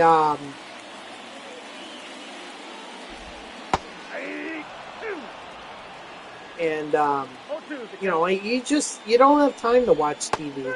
Not to mention the NFL and the NBA, they run their games on Christmas. So there's like sporting events to watch, and as I got older, that was what piqued my interest more, albeit the NBA really doesn't do it for me anymore. Kind of hard to get into the NBA when your favorite team is the Brooklyn Nets.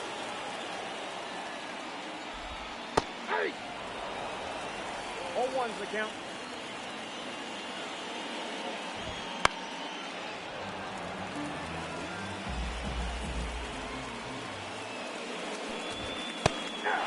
Strike three, sit down. All right, let's see if that helped me out in terms of the team affinity. I guess we'll see. Oh wow! Yep, there's Jose Ramirez. I got two of the AL West packs, so that's good. That means I'm gonna add Mason Miller and probably Kirby Yates to my collection. We also got a millionaire pack, a Ball in His Abbott pack, and another show pack. So we made a lot of progress here. In fact, probably don't have much further to go.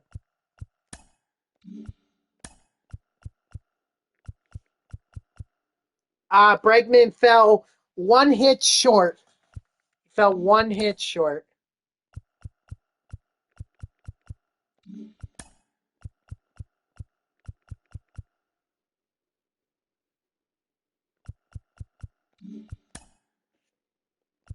Yeah, I figured that Kirby got his mission done. So Yates and Miller both need. What about Taylor Ward? Like, why can't I just do Taylor Ward?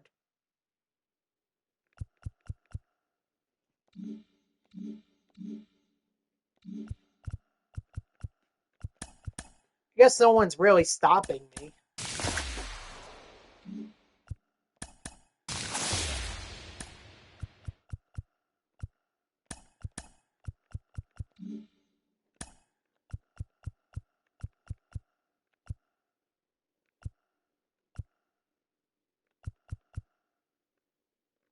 I don't know. I really do want to keep Yates and Miller.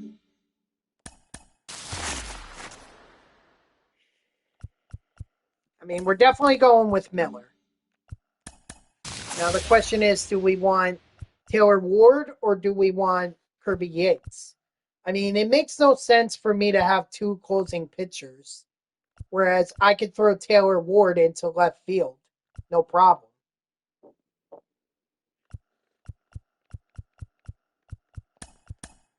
Yeah, I guess that makes sense. All right, who's left field? Ricky Henderson. Oh, Hold on 1 second. Oh, geez.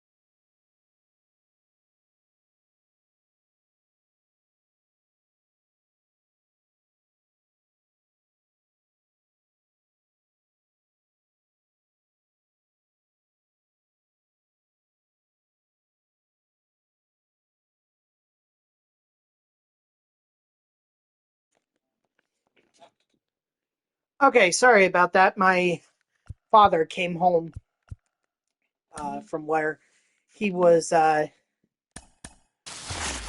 what he was doing all day, which was being around my grandparents, his parents. Um, so let me go ahead and throw the guys in here. Get rid of Blake Trennan. I don't want him in there. Throw in Mason Miller. And this way, get if we do get, you know, the next starting pitcher, if he gives up a run, then we can go to Mason Miller and he can get the save. It's going to be Taylor Ward and Alex Bregman since I need to complete their missions. Honestly, one play versus CPU game should do this. All right, so we're going to go this time. I think we're going to go with Justin Verlander. Wait, hold on. Let me look at the team affinities and let me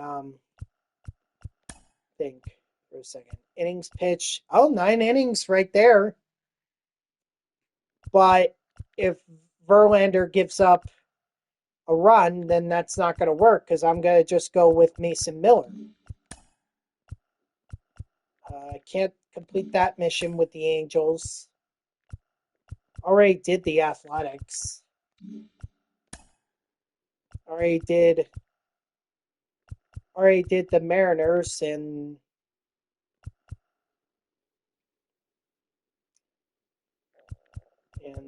plus they don't I don't have enough to finish out their thing. So, okay, so yeah, I guess the only option is to go with Verlander. Let me just change my squad so that actually I'll leave Verlander where he is.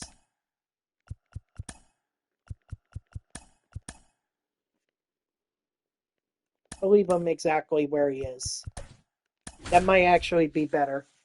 Okay, so all I need from this is to get a base hit with Alex Bregman, get the hits with Taylor Ward, and then obviously the XP. There we go. There's the hit. Right there. Right off the bat. No pun intended.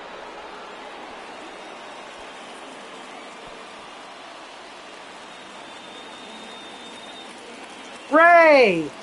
Oh my gosh, Bray, how are you? I'm sorry I didn't see your message earlier. I don't know how long ago you threw it in there, but what up, Bray?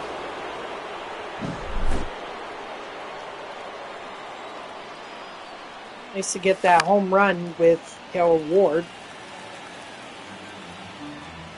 The overall goal is to get 4 more hits with him. And I have a feeling that this is the game I'm going to be able to do that. I got a feeling.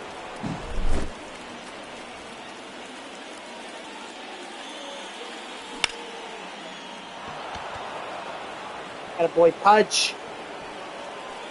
If you're quick. Good. Good.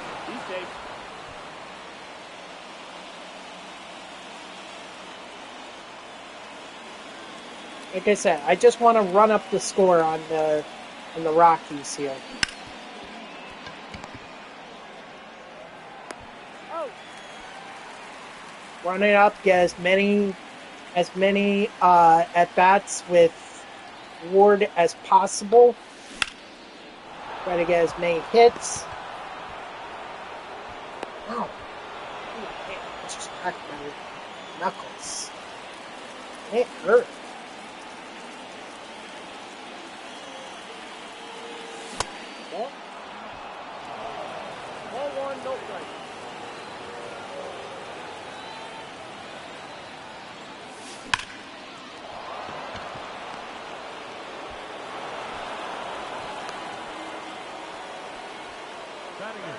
Sorry, I just got chills up my spine.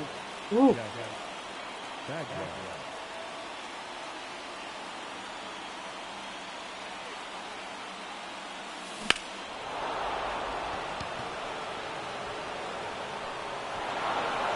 Okay, good. I couldn't really tell. If that was going to be a base hit or not. But my runners, apparently they knew something I didn't, because they just kept going with 1 out.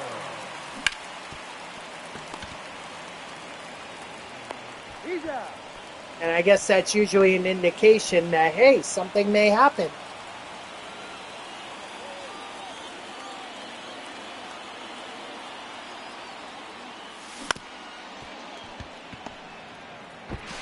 That's all right. I didn't need the bait. I mean, obviously getting another hit with Bregman would have been good because it would have brought up Ward. And I could have gotten another base hit with him, but just didn't work out. Dang, Verlander, you're reaching 103. Holy smokes, 104? Holy mackerel. I thought 103 was the fastest. Dang, 104. Oh, because I think he has outlier. An outlier brings the fastball up to 103 and 104.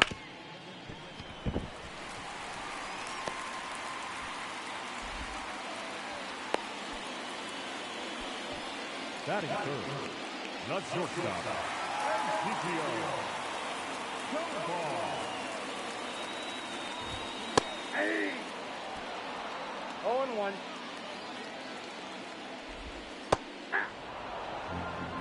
No ball, 2 strikes.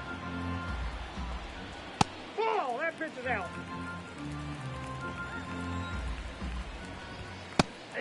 Strike 3, sit down. All about the innings. If I could do a full 9 inning with Verlander, maybe I won't have to rely on Mason Miller to help me with the strikeouts. Besides, by the time I throw Mason Miller in there, he's not going to be able to get 10. Strike 3, sit down. Not unless I throw him in at 5 2/3, but then I'm just putting pressure on Miller to get 10 strikeouts, which is hard to do as a reliever.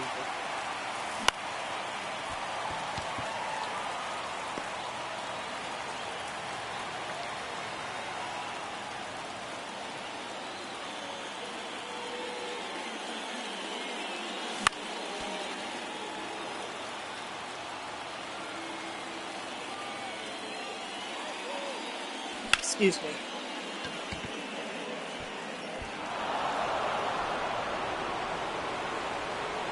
Thank you for diving for that. That's the only reason I was able to get a double out of that.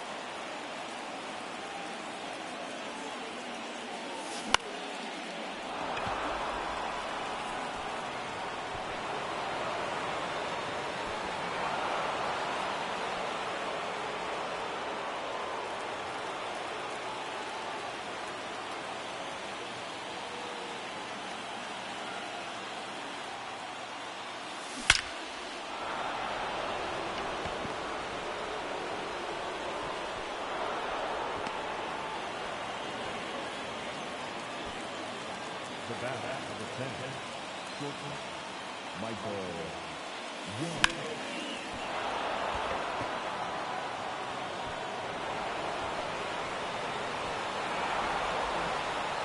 Might be risky. Okay, I'll take it. I will take that. By the way, I think I'm going to pull the trigger on buying MVP Baseball 2005 for the computer. I want to play that game so much, and I have the PS2 version, but I can't play more than one game through it because the disc that I have just has a bunch of scratches in it. There might be a reason it was only $3 at the Goodwill store that I bought it at.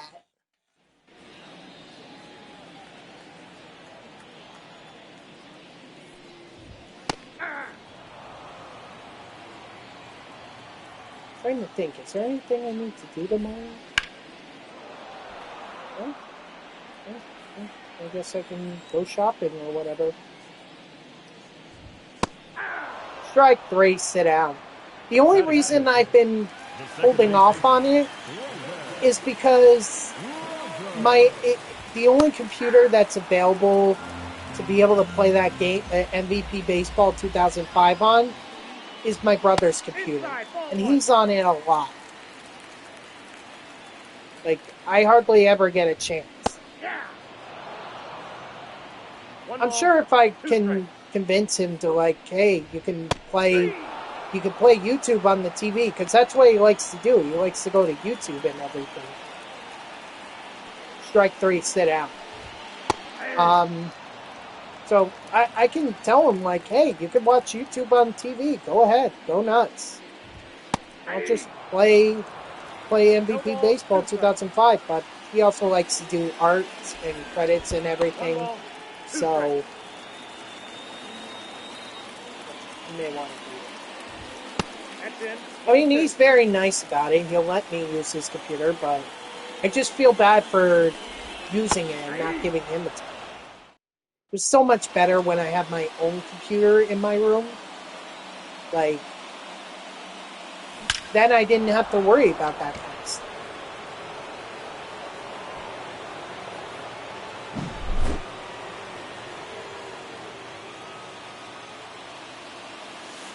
Ball.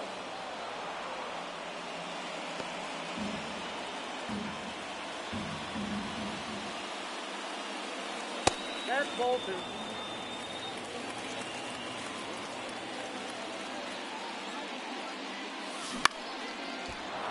Yes! Alright, that's 2 hits for Taylor Ward.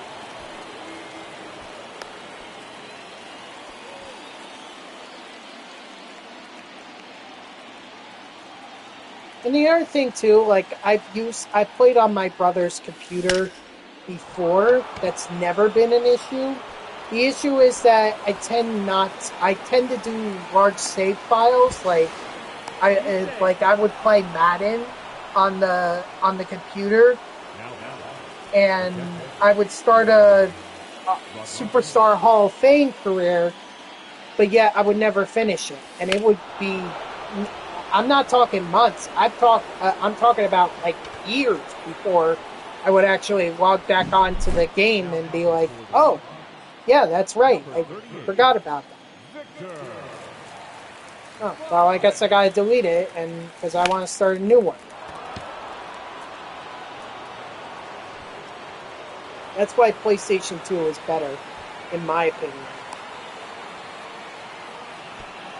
So that way I could just save it, and I can play on the PlayStation whenever I want, because it's my PlayStation 2.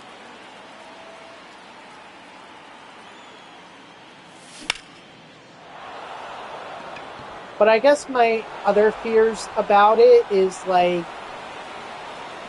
what if I do get a clean disc and it turns out that it's actually my PlayStation that has a problem, not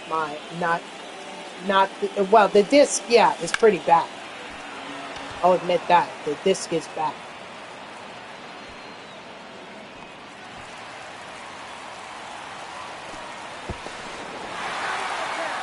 But what if it's not just the disc? What if it's the system? That means I would have to buy a whole new PlayStation 2. I don't want to do that. I could have it fixed, yeah, but someone's going to charge me for that, and it's probably cheaper just to buy a new system than to have it fixed. Ball one. Counts 1-0. By the way, guys, did you see that PlayStation was releasing their covers on the PS5 that look like the old PlayStation 1 to kind of celebrate the 35-year or 35th anniversary of the PlayStation 1? Oh my gosh. It looks beautiful, it really does, and that obviously appeals to me because the nostalgia is there. I mean, I can't tell you how many hours I would spend in at my aunt's just playing on my PlayStation 1. Oh my gosh, be playing Crash Bash, The Grinch, Stuart Little. Now I'm just going way back. Oh crap, was that Taylor Ward? Yeah, that was Taylor Ward. Darn it! Oh gosh. Definitely brings back those memories. Playing with my sisters downstairs in the basement. It's not as bad as it seems. It was actually really fun to do that. My aunt had a chalkboard there, and my sister and I, we played school down there when we were younger. But believe me, it was fun. It was fun. It's not like the aunt just threw us down there and was like, here's a PlayStation. Oh, nuts.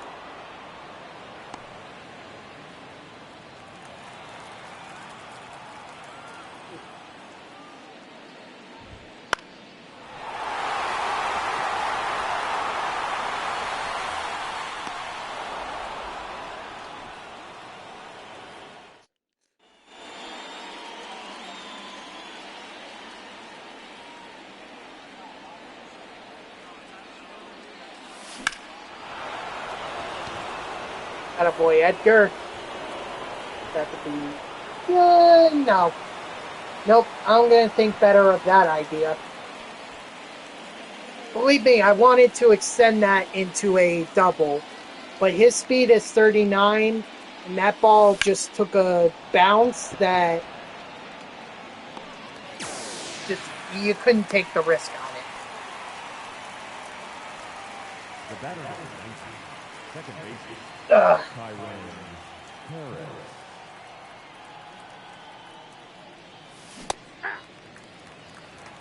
All ones the count.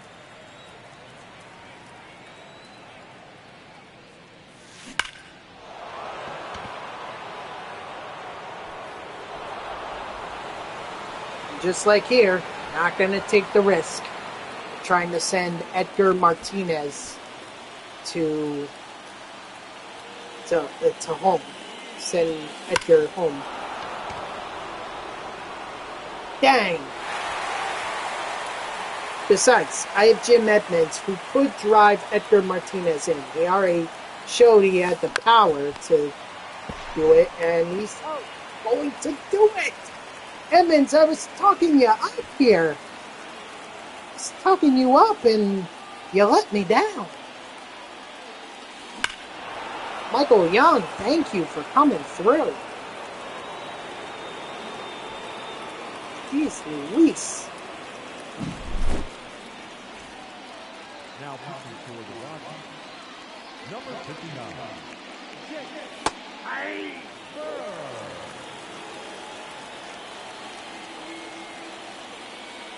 What was out of that tab that I had the Christmas story on? He's out.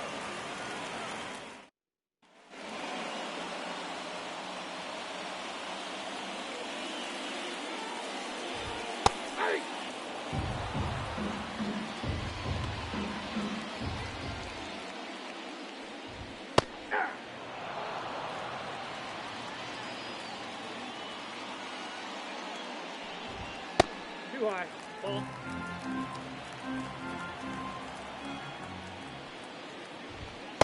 Strike 3, sit down.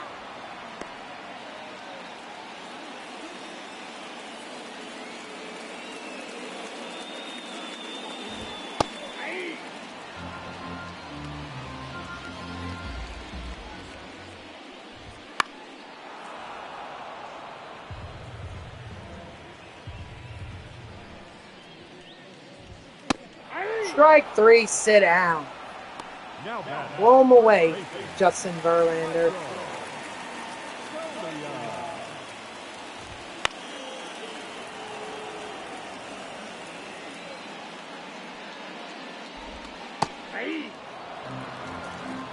Hold two the count. Strike 3, sit down. And I also just realized that I have Bobby Witt Jr., or not Bobby Witt Jr., Jose Ramirez now. 0-1. So, like, if I could get Bobby Witt Jr., then I don't have to... Ball, one strike. I wonder if that's going to be enough. Actually, it may... We'll have to look at the collection when I get out of this game. Because I have a feeling that after this game, I'm going to have enough to be able to complete the finest collection and get Ketel Marte. That's an out. Got it. All right, Ward. Come on. You got to get 3 more hits.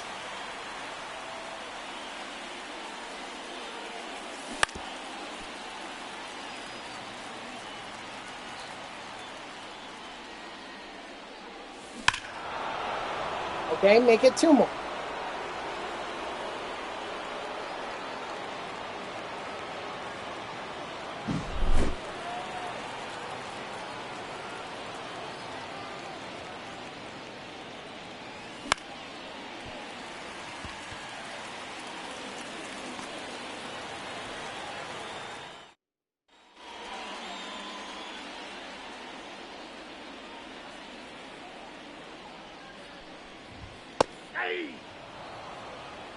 All ones the count. Aye. No balls, 2 strikes. Strike 3, sit down.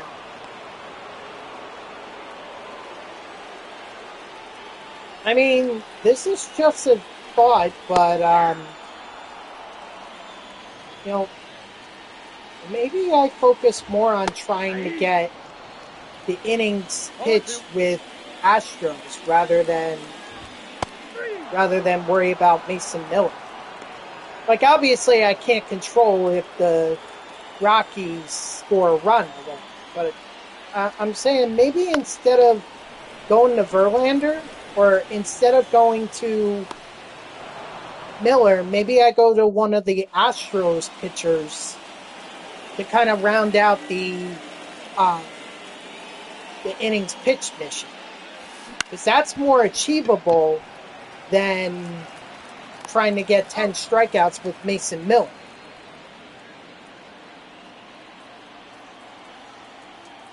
Especially if I do a 3-inning save. It's just not going to happen.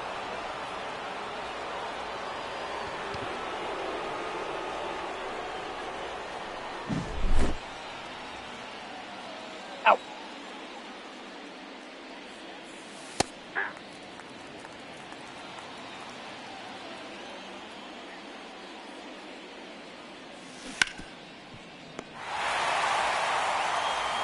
He's out.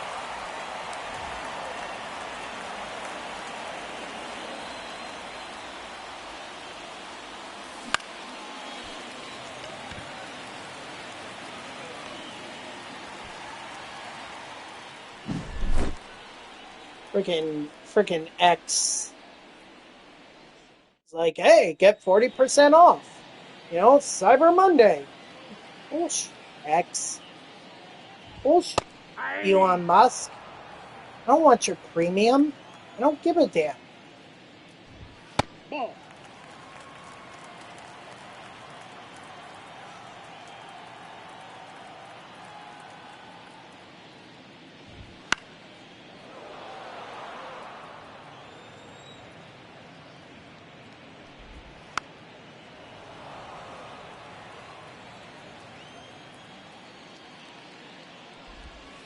Ball 2.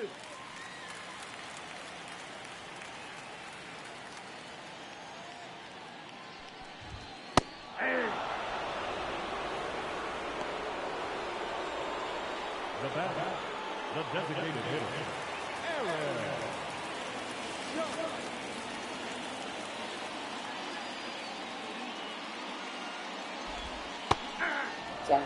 Sorry. Strike 3, sit down to the first, to that first bat.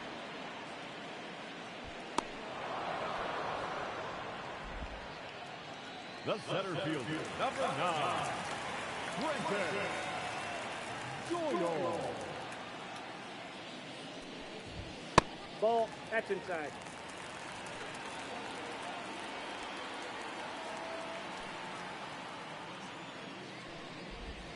Aye. 1 ball, 1 strike.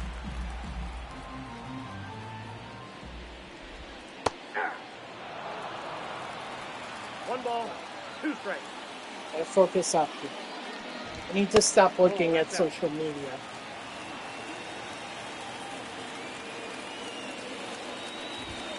Strike 3, sit down. There we go. See what happens when you focus up on what you're trying to do? Instead of trying to look at social media. I was just trying to see if there was any news in terms of the in terms of Juan Soto, or if, you know, or any other Mets signing. Ball 2.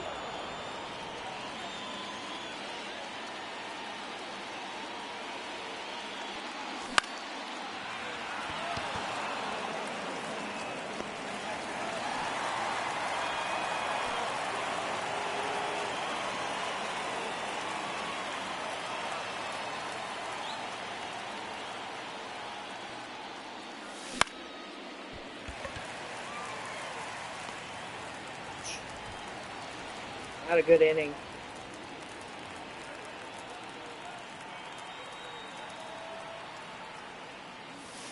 Ball, that's just out. I hope I can at least get Ward one more at bat. Well, he's gonna get another at bat, but I mean, after that, I want to get him one more so that he doesn't fall one hit short of Hey! 0-1. trying to get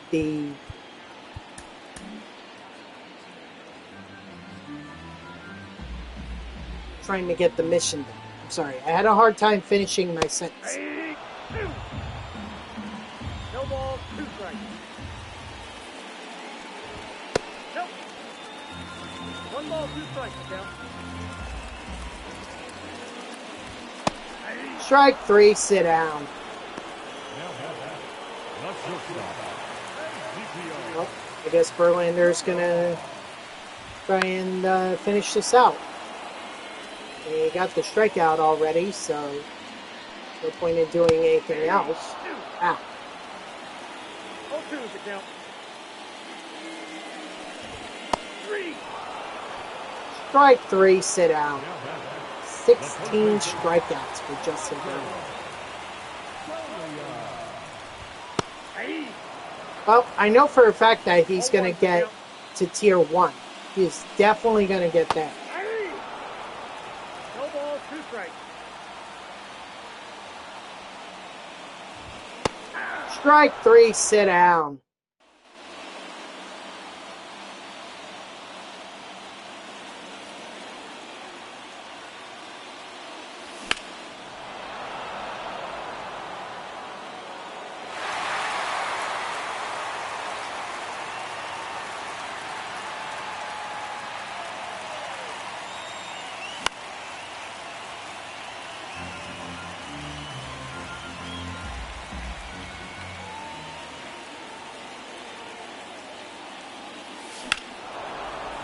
Stay fair. Awesome. Alright. If I can just go off on the Rockies here, maybe I can get one more at bat with Taylor Ward. He's out.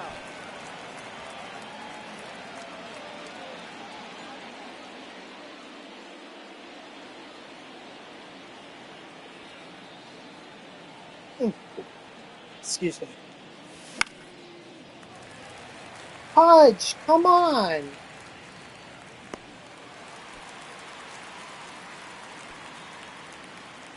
Now back. MLB Network is listing Anthony Santander, or is listing the New York Mets as a potential landing spot for Anthony Santander. That's interesting. I mean, if the Mets want to move on from Starling Marte, which I think they should, but me personally, I think rather than sign Santander, it would be better just to go with Drew Gilbert. Ball 1. Ball 1, no strike.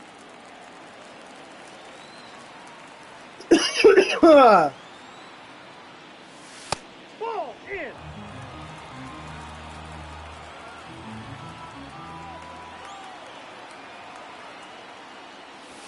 That's ball 3. 3-0.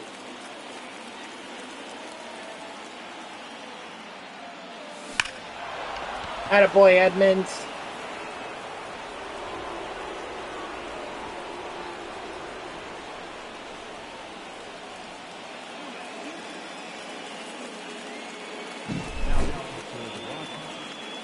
Number 57.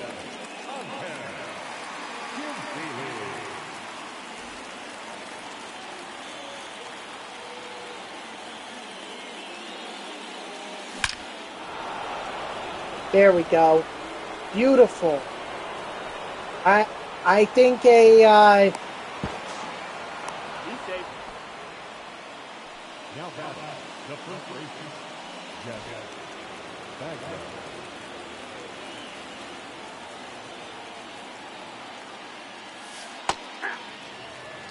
I think getting one more at bat with Taylor Ward is possible. That's a ball. But I gotta be smart here.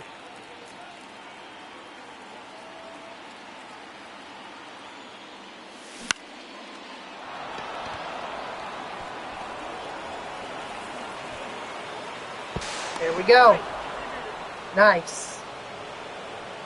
The right fielder, number 10, Victor. Real good.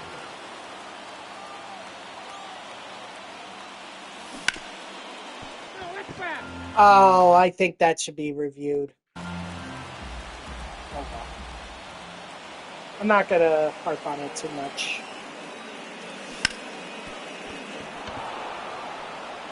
Maybe I can get a Taylor Ward. The first baseman, number 2. Maybe I can get a Taylor Ward at bat through here.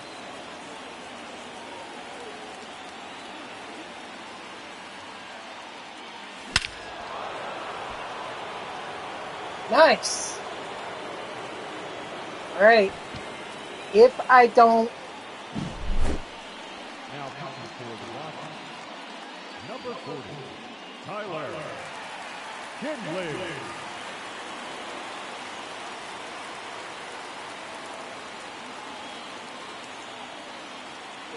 If I don't get a hit here, that's That's a ball. my last chance.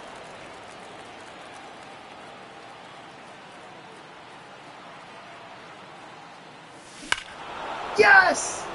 Beautiful! No doubt in my mind this program is going to be done.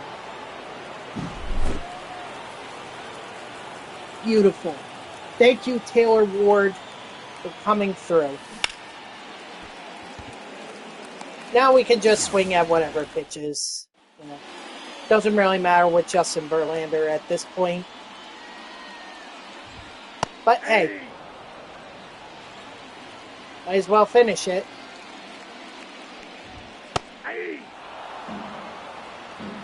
No ball. Then we can start building our lineup for the NL West.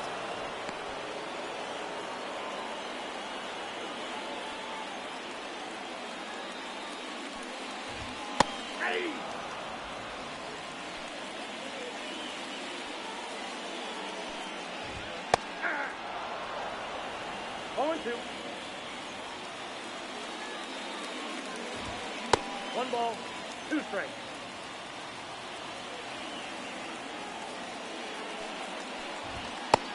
Strike 3, sit out.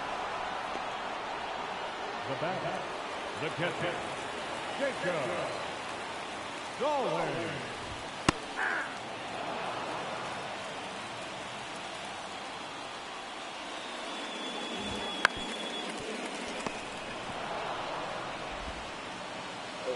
Yep, take your time with it. No need to rush.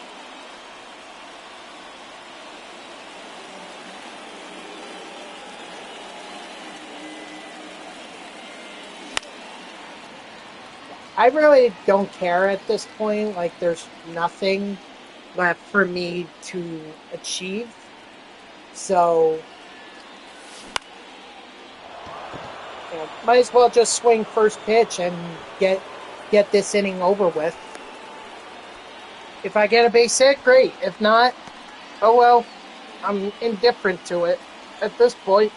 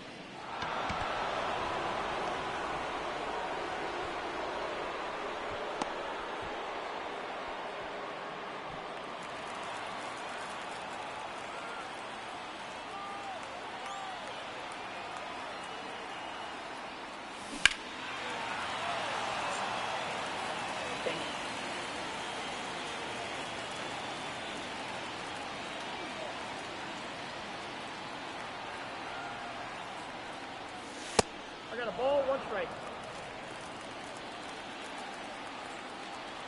Of course, I'm not going to be silly and just swing at hit at. 1 ball, 2 strikes. As soon as I was about to say I'm not gonna swing at pitches that are like clearly a ball. What do? Swing at a pitch that is clearly a ball.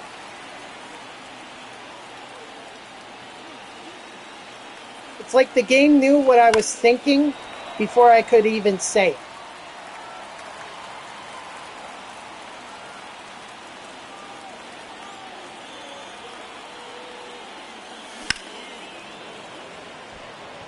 Yeah, just go back. It's clearly going to be a fly now.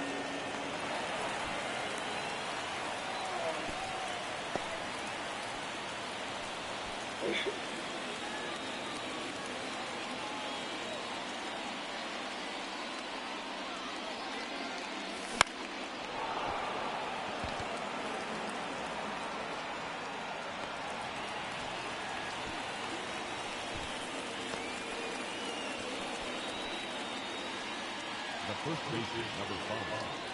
Jack Clay Holmes? Bagwell.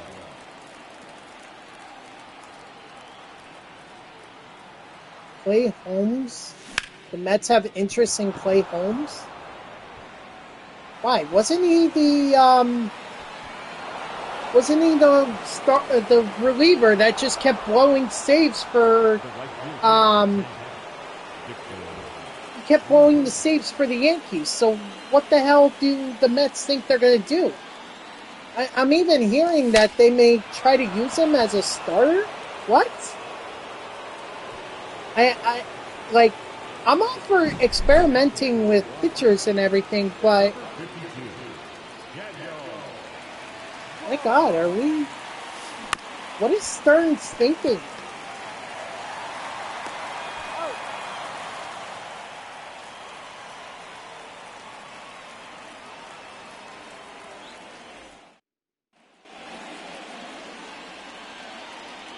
Putting Clay Holmes into a starting pitcher? Nope, that's inside. I'm not even sure he could make it as a reliever.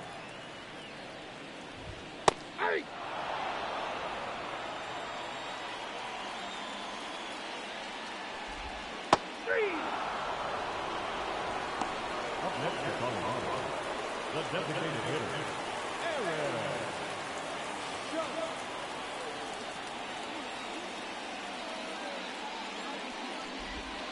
Aaron. 0-1. Hey.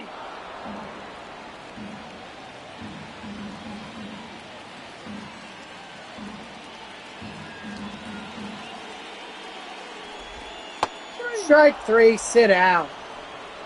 The center fielder, up and high, Quentin Doyle.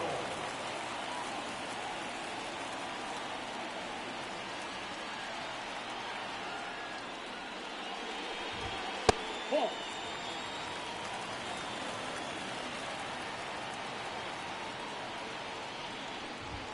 Yeah. 1-1.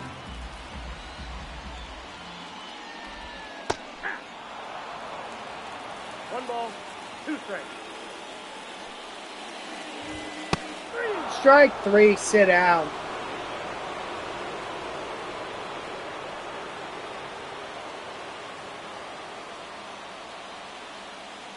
All right, well.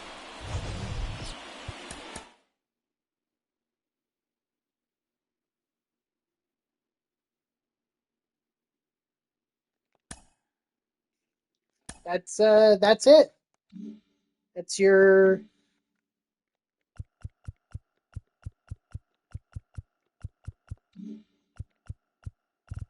let's see. I'm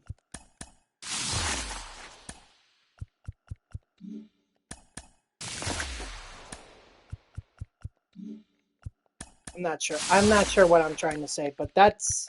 Oh, I think I know now. That's your AL West program right there. I told you it was much simpler just to do it via play versus CPU. There we go. I did have enough for Ketel Marte. So we have Ketel. All without Bobby Witt Jr., Jackson Merrill, Matt Chapman, none of the NL West guys. Obviously, I'm going to get them, but, there we go. We did it without,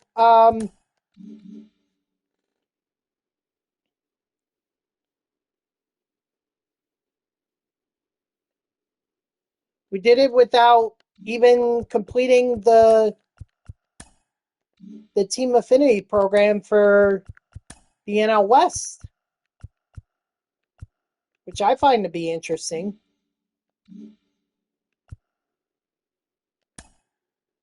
We don't have Bobby Witt Jr. Still don't have him.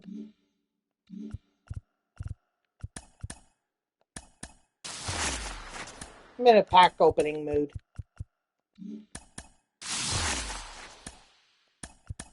Again.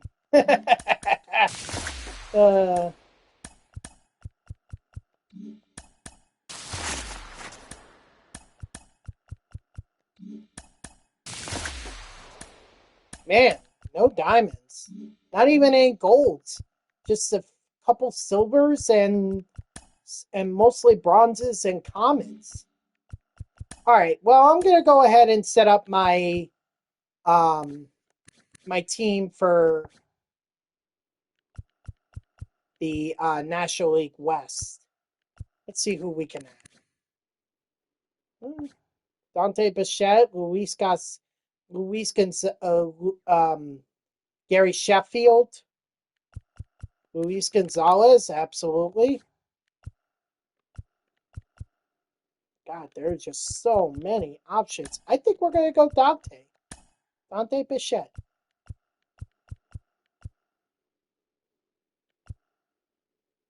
And then we can go Enrique, but he has no quirks. Brenton Doyle, no quirks. McCameron, I know he has quirks. In fact, he has the quirks that I'm looking for. So we'll go Mike Cameron. Right field, Hunter Renfroe.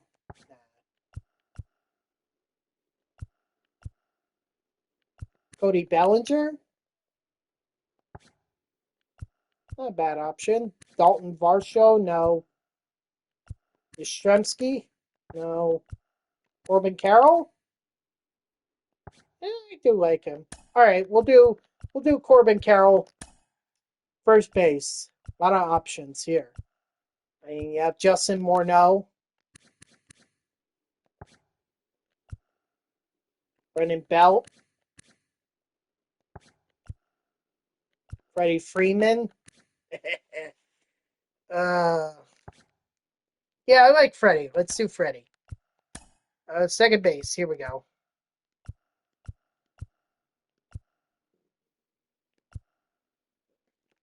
People were telling me about Jackie, or the Jackie Robinson captain card.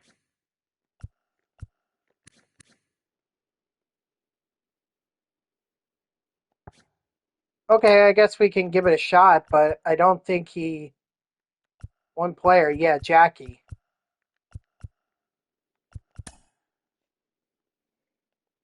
All right, do we do Ozzy?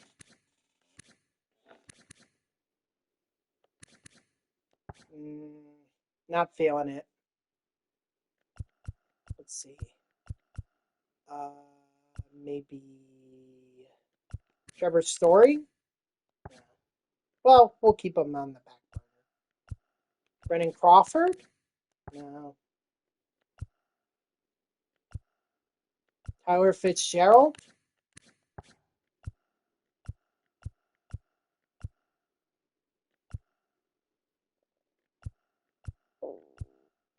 Tommy Edman.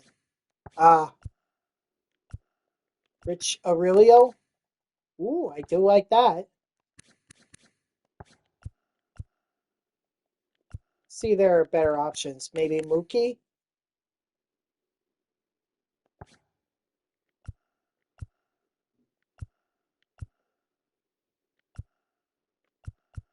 You know what? I think I'm. No, not Tommy. I think I'll go with.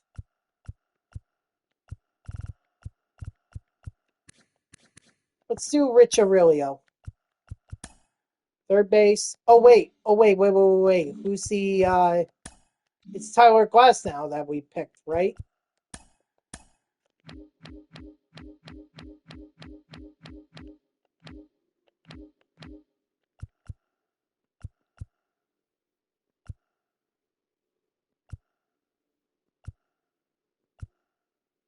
Yeah, Tyler Glass now. Okay, so then we'll go with him as our guy. Eduardo Escobar does better as a pinch hitter, which is something we'll consider for the bench. Vinny Castilla, I did like him before, but he only has the one perk that I like. Muncie, maybe? Nah. Justin Turner. Okay, I like Turner. Yeah, I definitely like Turner in this one.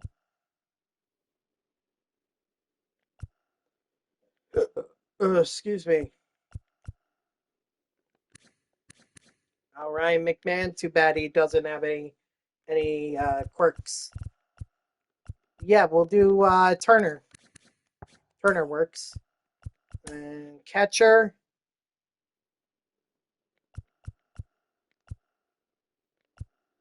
Elias Diaz, maybe. What was his thing? All-Star game or home run derby? No, I don't have any of those guys in my, so that won't work.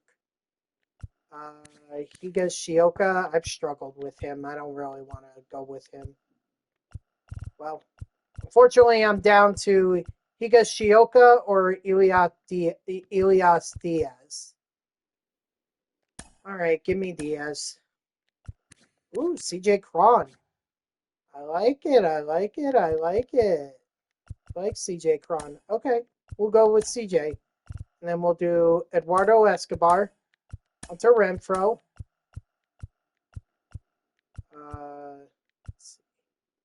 Chef. Well, Escobar can play. Yeah, so we could go with Sheffield, but we do need a catcher.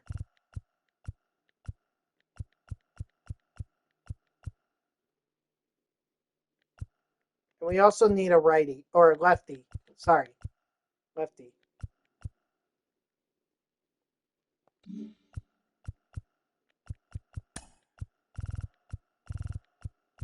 You know what? I'll go with Jack Peterson. All right, so do Randy Johnson.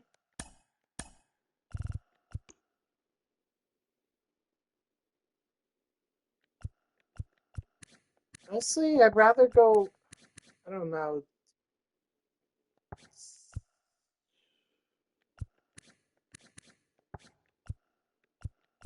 Let's go Freeland, just so we have another lefty in there. Tyler Glass now, of course. You Darvish. Definitely think, yeah, you Darvish. And then finally for the Giants. Oh, dang. I didn't realize that Snell was also a 99. You know what? I changed my mind on the Rockies. Let's do this guy. Let's do Arenado. And then go to bullpen. Daniel Bard, Adam Ottavino, Charlie Blackmon, Justin Martinez, Michael Kopech, Eric Gagne, Kenley Jansen. I mean, there's a lot of options here. And we do need another lefty. Maybe we take out Gagne, put in Banda.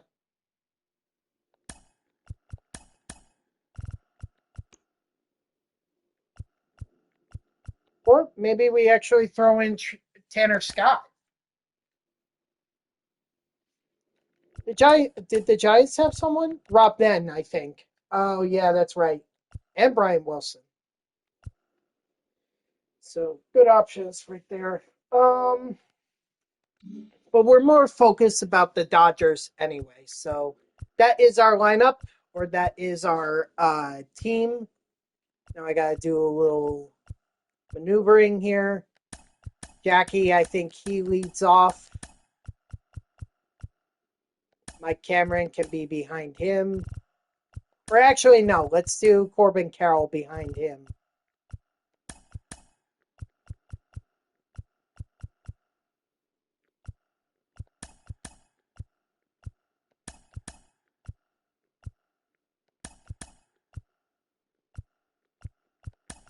So let's do Freddie Freeman third, then Dante Bichette.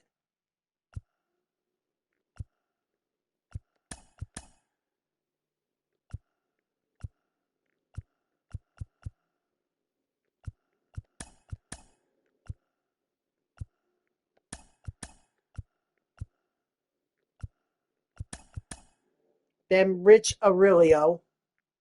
Yeah, Rich Aurelio, CJ Cron,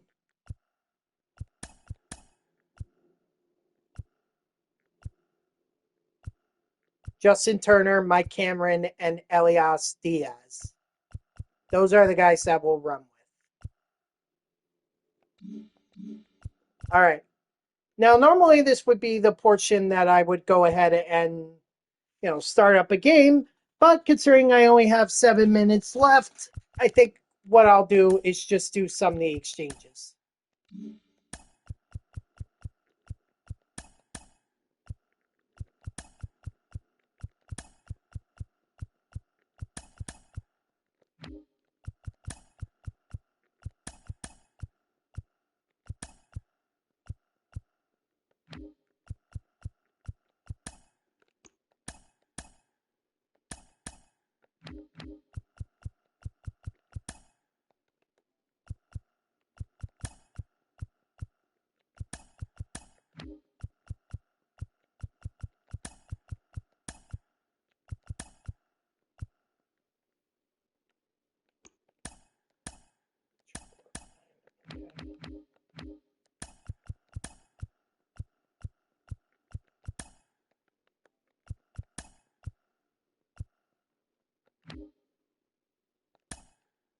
Six of nine, all right.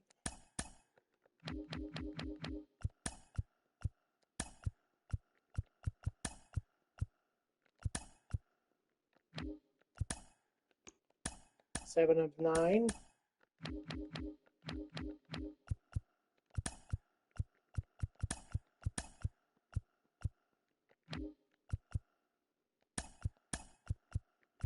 All right, 8 of 9.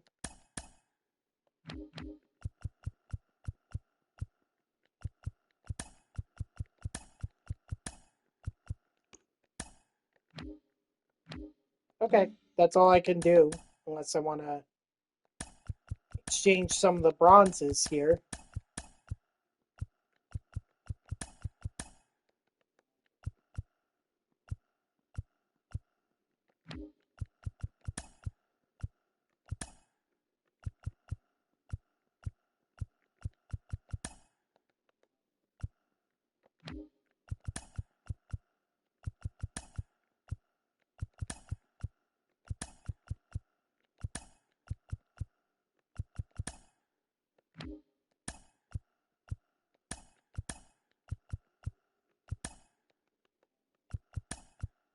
Okay.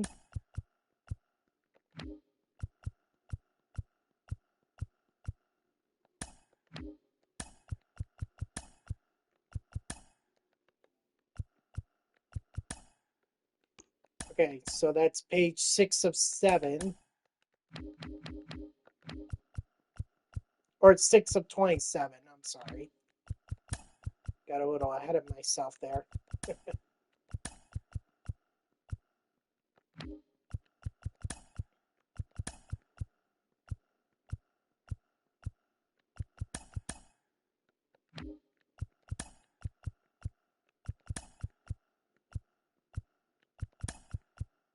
All right.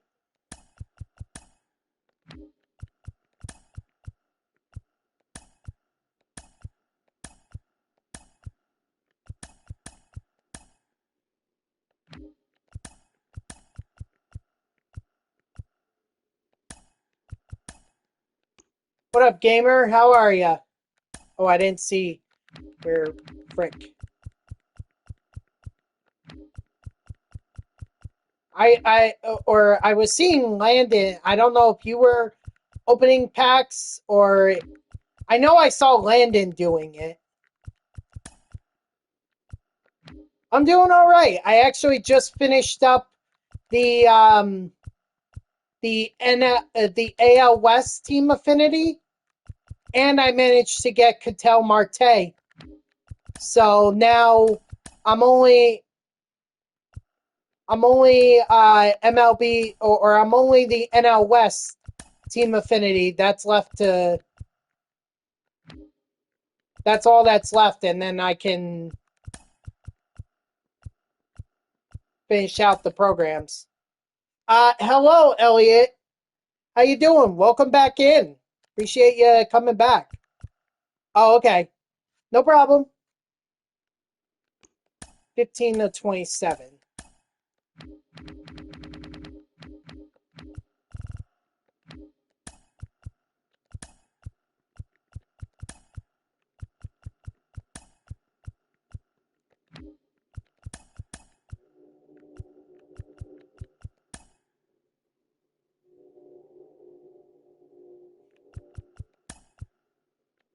All right. Well, welcome back in, Elliot. Appreciate you coming back. How you doing? Yeah, so Ketel Marte, obviously I was very excited about that. Just doing a little exchanges. Unfortunately, I'm about to call it a stream. 0 million. Oh, cheater. Oh, right. I'm sorry. I keep forgetting you're cheater. Hey, I actually was talking about you yesterday because I was talking about Trevor Lawrence getting hurt, and I was curious as to what your thoughts were on that. Not so much the fact that how he got hurt, like clearly everyone got it was clear that that was not a good hit. There we go. That's exactly what I thought you were going to say. But I didn't want to put words into your mouth, so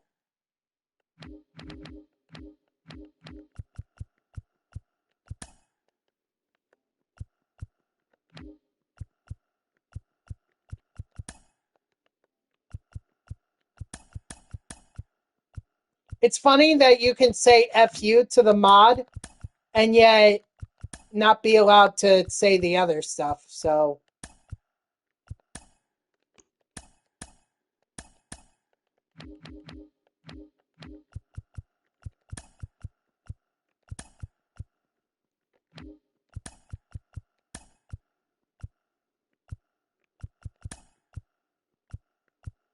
yeah, I gotta say I'm really shocked at how the Jaguars made it close with the Houston Texans.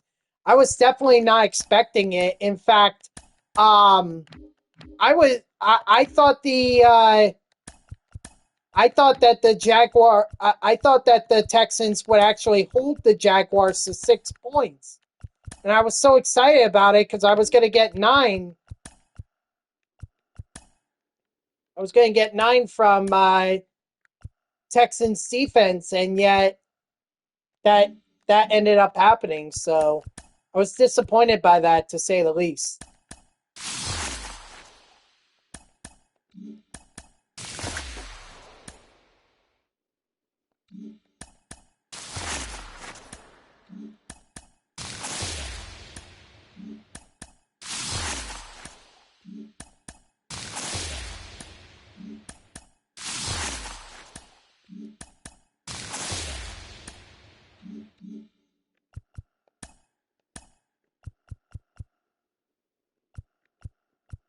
Wait a minute, you're too young to be drinking alcohol. Hold on. You better put that cold one back.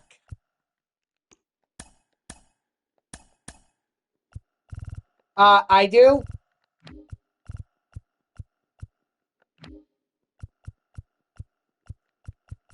Actually, Elliot, or actually, Cheater, drinking alcohol at a very young age can impact your brain development. So there are some risks to it. Even, yeah, you may think it's one, but then that soon may become more and more and more.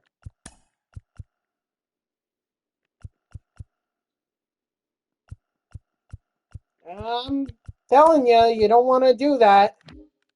At least I don't think you want to, but nothing I can really do to stop you, I guess. I can only warn you. Oh, wait, no. Oh, man. Hold on, I gotta go to Pirates. Hold on, I gotta go. Hang on.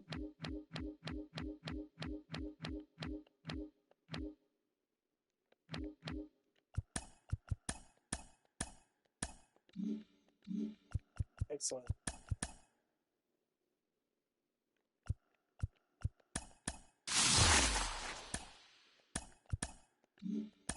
That's a dangerous. Those are two dangerous choices right there. I'll just say that right now.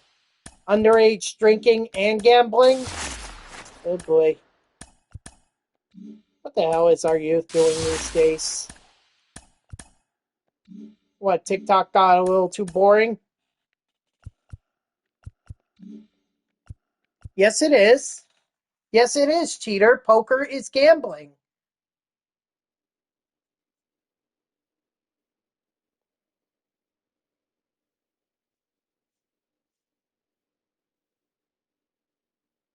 Whatever. Cheater, I gotta go. Okay, I'm at my 3 hour mark, so I'll pretend like I heard nothing. All right, guys, that's going to do it for me. So thank you to everyone who tuned in. Even if it was only for a moment, I greatly appreciate it. If you haven't done so already, please be sure to follow me here on Twitch and or subscribe. Excuse me. Either one would make me a happy person. If you're watching this on YouTube, I thank you so much for tuning in. I hope that you like the video and subscribe to my channel. And if you want to know when I go live, you can follow me on X at TTVNextJGGen24. It's my gamer tag that's in the upper left there. So go give me a follow. I'll usually post whenever I go live. You can also turn on notifications here on Twitch. That way Twitch sends you an email every time I start up a stream. So guys, we're done with the ALS. We got the career achievements mini seasons done. All there's left to do, and we got Ketel Marte, I might add.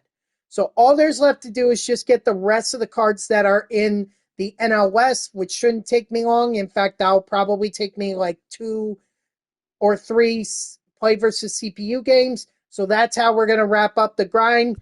I think there's a new program coming out tomorrow, too. Yeah, Captain, or it's something Captain Blizzard Drop 1, something like that. I don't know. But either way, that's something new. We'll check that out tomorrow. Hopefully it is something cool and no pun intended. Um, if it's not, then we'll just pretend like it doesn't even exist in the game. So I hope to see you all tomorrow at 3 p.m. Eastern. And until then, guys, have a good night.